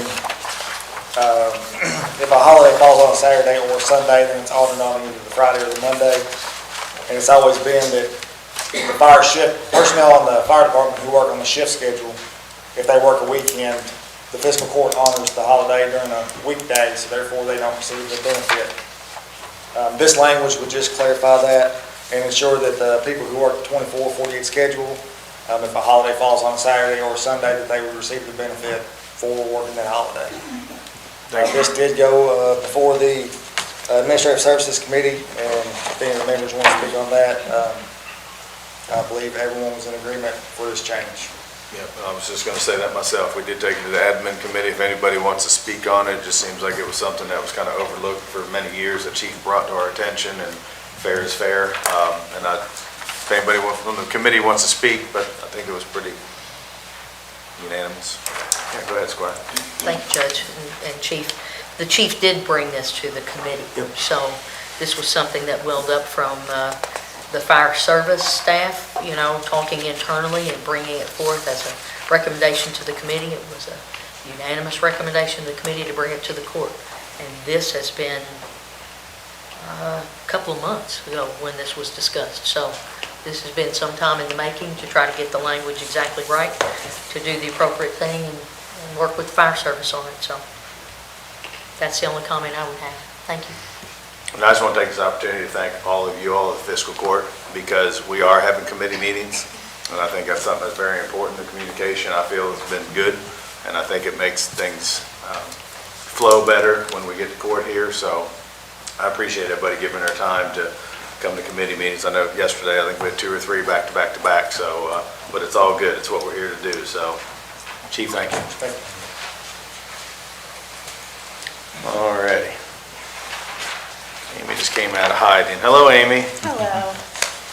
So this agenda item is the quarterly report that is submitted to the Department of Local Government, and it ties in. It's just a different format to the next agenda item, which is the report for the 3 months ending September 30th.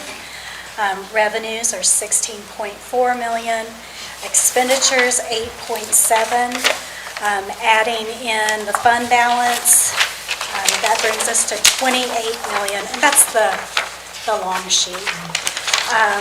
And that leaves us with a fund balance of $28.8 million. Just keep into consideration that does include the bond proceeds. And then also in your packet are the revenues and the expenses as of October 20th.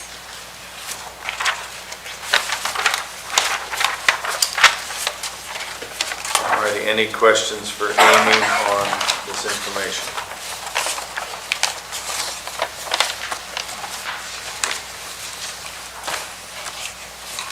Thank you. Alrighty, payment of claims. Anybody have any questions for Kim on payment of claims? Before we start, I know it's in here and I can't find it. I know there's some health things in here for the jail. Yes, So okay, so I'll let you know, I talked to Ron today. He had a meeting yesterday with the staff. He has another meeting tomorrow with their staff. They're saying they're in line with their budget. It's just the way it's been, it shows monthly, and they would be happy to come up here, and I requested that we schedule a finance committee meeting to sit down ourselves and talk to them. Just what he told me. Yeah. I couldn't let him go because it's a special. I couldn't really let him go into it. And it would be very helpful Yeah. because what this shows is there was a medical overage in September. Yeah. And we're getting that after we've already approved the September bill. So it demonstrates that there is an additional fee to us outside of the cost pool, because it is clearly marked October cost pool, November cost pool. We're on the same page, Medical but they're act. happy to come and talk to us. I am happy to So, hear it. I Happy to can't ask remember who questions. he met with today and then who it is tomorrow. It's two different departments. But I said, I think they need to come and speak to our finance committee. He said, I told them that today, and they said, name the day and time, and they will come. So, Thank you. Yep. That's my question. Oh, perfect. Yep. Any other questions for Kim? Judge? Go ahead, Squire Wisman. I'll just say, the jail fund, the expenditures is drastic. And it indicates a lot of things that were just failing, like the garage door that was inoperable in the jail for who knows how long. The committee has not really got to go through all of these yet, but I hope that we will still comb through all the expenses that have been happening and what the estimated additional repairs will be, so we have a bit more of a full picture. But the request was for a number of things at the last jail committee meeting was to just sort of get some things fixed immediately before winter got here. We have a water line that was running in the kitchen 24/7, expelling hot water, 1,500 gallons a day or more, that was running for years. So we'll have a bigger picture, I think, of a lot of these expenses, but we could pick apart these line by line right now, but there's a bigger conversation to be had, I suppose, is what I'm saying. There is, and that's a good point, and, that's kind of one of the reasons I believe the sheriff and us decided to take the jail over is to, we know next year will be a new election, somebody else will be in that position, but we are trying to bring it up to a better standard. We travel to see other jails are coming in to kind of help us, guide us. I can't thank Sheriff's Department enough, Ron and his team enough, and we're heading in the right direction. It's just going to be a little painful, I think, until we get there. Anything for Kim? I guess really no one's asking anything, have we? We've just been talking about it amongst ourselves. Alrighty. No questions for Kim. We're letting her off easy tonight. Alrighty, here we go. Authorization to go into closed session per KRS 61.8101CF. Discussions of proposed or pending litigation against or on behalf of the public agency. Discussions which might lead to the appointment of an individual employee. So moved. Second. All those in favor say aye. Aye. All those opposed say nay. We are in closed session, please.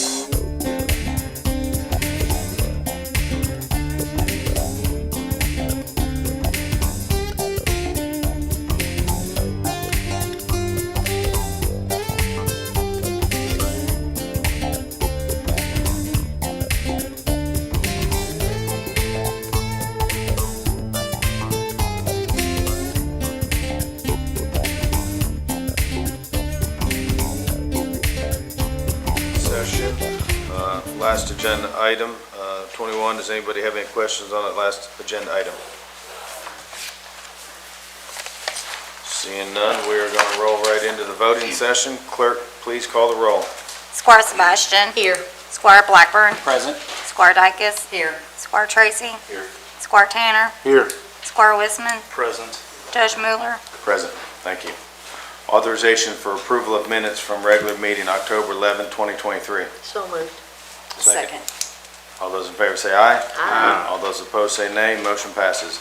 Authorization to receive county clerk's quarterly report for 9 months ending September 30th, 2023. So moved. Second. All those in favor say aye. Aye. All those opposed say nay. Motion passes. Authorization to approve an agreement between HMC Service Company and Franklin County Regional Jail for 24-hour emergency service and preventative maintenance. So moved. Second. Did you get that, clerk? Here, Blackburn and Sebastian. Yeah, let's just do it that way, please. Thank you. All those in favor say aye. Aye. All those opposed say nay. Motion passes. Authorization to approve the sheriff's amended annual order setting maximum amount for deputies and assistants for calendar year 2023. So moved. Second. All those in favor say aye. Aye. All those opposed say nay. Motion passes. Authorization to approve sheriff's amended lump sum fee officials budget for calendar year 2023. So moved. Second. All those in favor say aye. Aye. All those opposed say nay. Motion passes. Authorization to approve a resolution authorizing the filing of an application to the National Police Association Equipment and Training Grant Program for the Franklin County Sheriff's Office. So moved. Second. All those in favor say aye. Aye. All those opposed say nay. Motion passes. Authorization to approve a resolution authorizing the file of an application to Spirit of Blue Foundation Safety Equipment Grant for the Franklin County Sheriff's Department. So moved. Second. All those in favor say aye. Aye. All those opposed say nay. Motion passes. Authorization to approve a resolution authorizing the filing of an application to the Federal Emergency Management Agency Building Resilience Infrastructure and Communities Grant Program relating to Slickaway Branch. So moved. Second. All those in favor say aye. Aye. All those opposed say nay. Motion passes. If you don't care, I would like to thank Robert, but I'd also like to thank Squire Blackburn. I know last term and through this term, he's worked diligently with state leaders and so forth to really try to bring this to everyone's attention and try to get this stuff resolved. So great job, everybody involved. I'll echo that. I want to thank the judge thank you very much. It takes everybody working together, and Robert's had this on his table ready to tee off forever, and I appreciate you, Robert, and I appreciate everybody, and hopefully we'll get a good grant written and we'll see this come to fruition. Thank you. Authorization to amend the Franklin County Fire Department Standard Operating Procedure Employee Hiring Process. So moved. Second. All those in favor say aye. Aye. All those opposed say nay. Motion passes. Second reading and approval of an ordinance amending Chapter 31, Officials and Organizations, Section .01, Firefighter Qualifications of the Franklin County Code of Ordinances by amending the hiring and fitness requirements for firefighters. So moved. Second. All those in favor say aye. Aye. All those opposed say nay. Motion passes. Second reading and approval of an ordinance amending the Table of Ordinances, Section 1, zoning map changes of the Franklin County Code of Ordinances for a 4.995 acre tract from General Industrial District IG to General Commercial District CG. The property is identified as PVA map number 087-00-00-032.08, located at the intersection of Duncan Road, KY 1681, and Hoover Boulevard. So moved. Second. Let's just do a roll call on this one. We'll do roll call on these next couple, okay? Clerk? Squire Sebastian. Yes. Squire Blackburn. Yes. Squire Dykus. Yes. Squire Tracy. I'd like to explain just a few examples. A daycare, industries, metal recycling, gas station, fuel station, 2 restaurants, residential, senior living, professional office, storage facilities, auto repair, boat sales. That's just to mention a few. That doesn't mean that it doesn't mean they're all right, but it definitely doesn't mean that they're all wrong. So I'll vote yes. Squire Tanner, Yes. Squire Westman. No. Judge Mueller, Yes. Motion passes.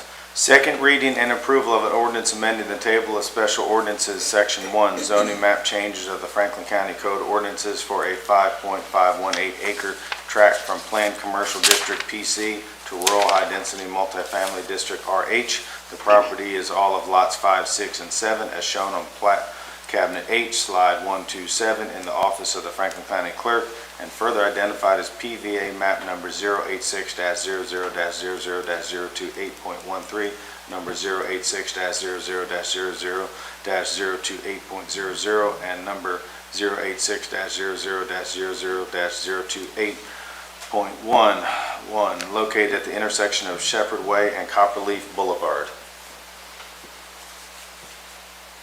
So moved. Second. Clerk, please call roll. Squire Sebastian, Yes. Squire Blackburn, Yes. Squire Dykus, Yes. Squire Tracy, I think with the grant application in regards to Sickle Branch, I say yes. Squire Tanner, Yes. Squire Westman, No. Judge Mueller, Yes, motion passes. Second reading and approval of an ordinance amending the table of special ordinances, Section 1, zoning map changes of the Franklin County Code ordinances for a 25.45 acre tract from Rural Residential B District RB to Rural High Density Multifamily District RH. The property is located at 827 Cardwell Lane and further identified as PVA map number 036-00-00-012.00. Judge, question for the county attorney. There was a motion on the floor and a second to table this. I believe the motion was actually to have a public hearing. Table it and have a public hearing. Well, I think if that's the desire of the court to have that public hearing, we will need to table this discussion and have the public hearing, and then bring this matter back for a vote after that public hearing. So The motion deciding should be to table this first. correct, to have a public hearing, if that's the will of the court. Is that one motion to table it and have a public hearing, or two motions? It would probably be more clean if we had it in two. Can I reiterate that my motion earlier was meant to mean to table this and to have a public hearing? Second. So we're doing it as one? I would, Is that proper? that should be fine. So everybody understands this is to table it and have a public hearing, correct? Correct. I think that's the Do we motion need on to the put a floor. date in there, time Well, certain? let's see where it does and then Oh, okay. pull calendars, if that's okay, because that's Discussion, where I Judge. was going next, if that's the way we're gonna go. Judge, can we have a discussion?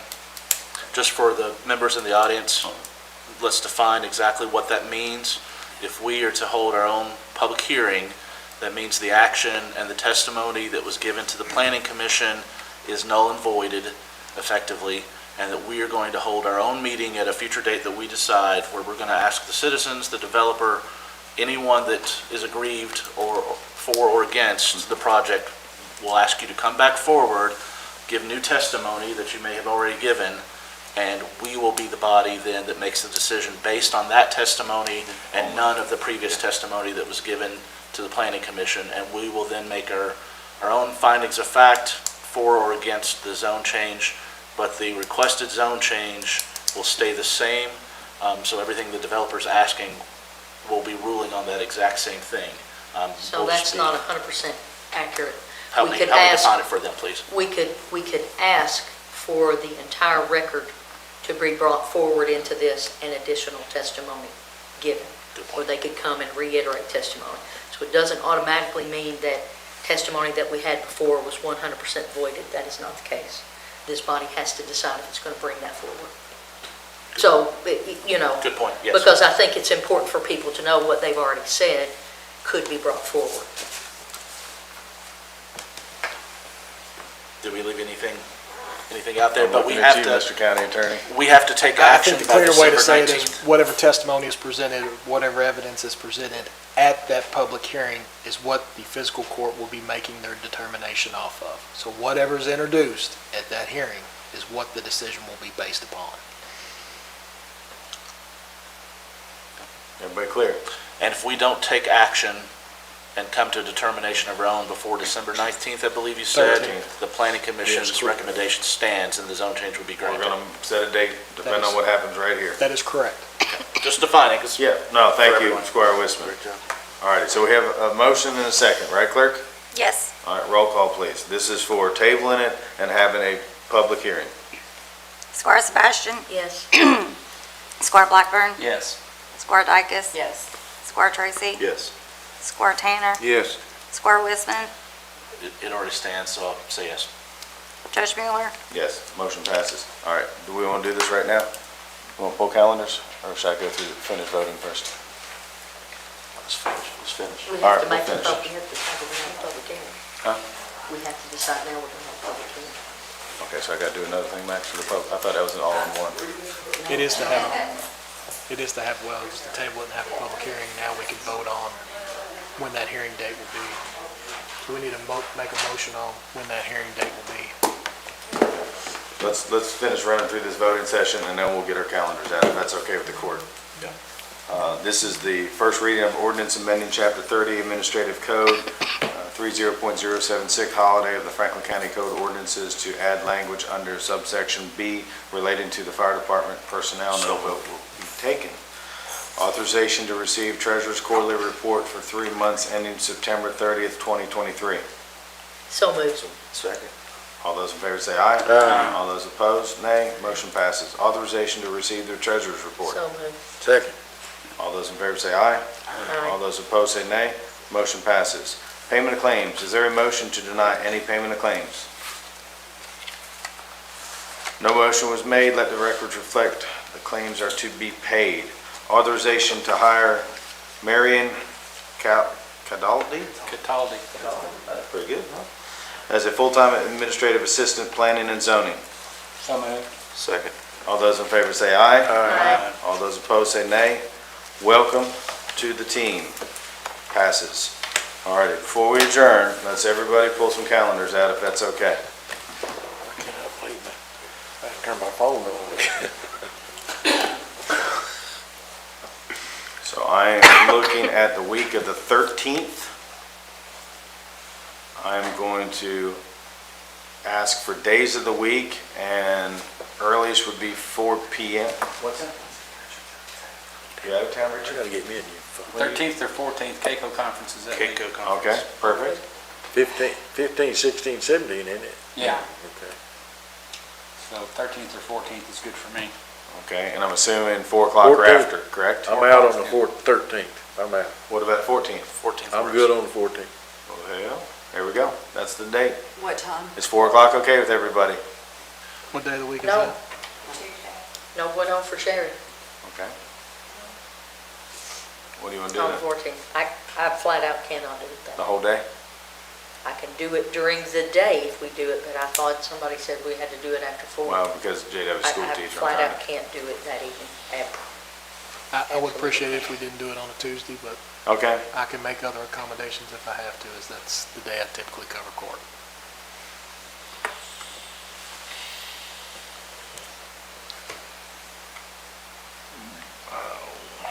Can we do like 3? cake is over on a Friday. You all know that. That's a half day. I'm good on Friday. I'm just throwing it out there, because typically we're gone by noon on that conference, What right? about the 9th? The 9th, is that what you said? Thursday? I can't do it the No, I can't do it on the night, either. Well, I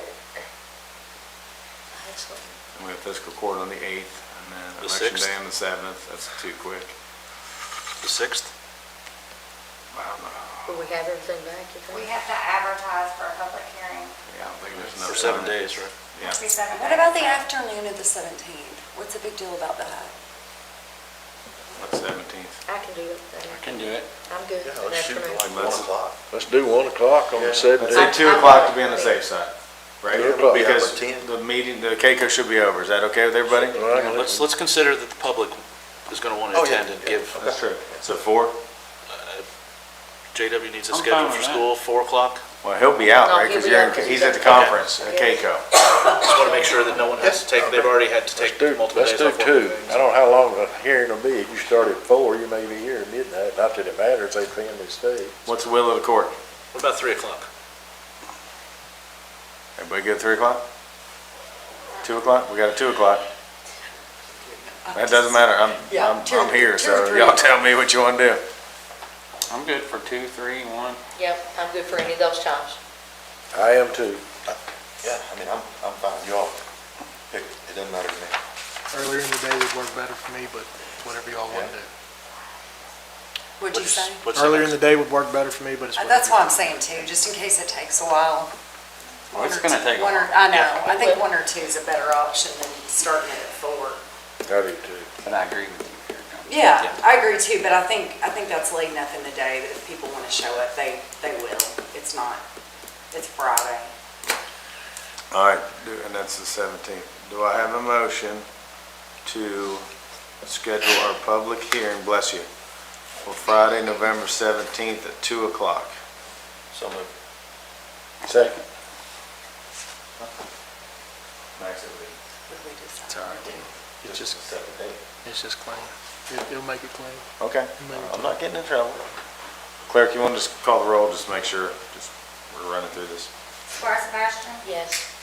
Squire Blackburn? Yes. Squire Dykus? Yes. Squire Tracy? November 17th, 2 o'clock. Correct. Yes. Squire Wisman? Yes. Squire Tanner? Yes. Judge Mueller? Yes. I want to thank everybody. Authorization to adjourn. So moved. Here. Right here. Yep. All those in favor say aye. Aye. Who seconded? I second. Who firsted? Me. I don't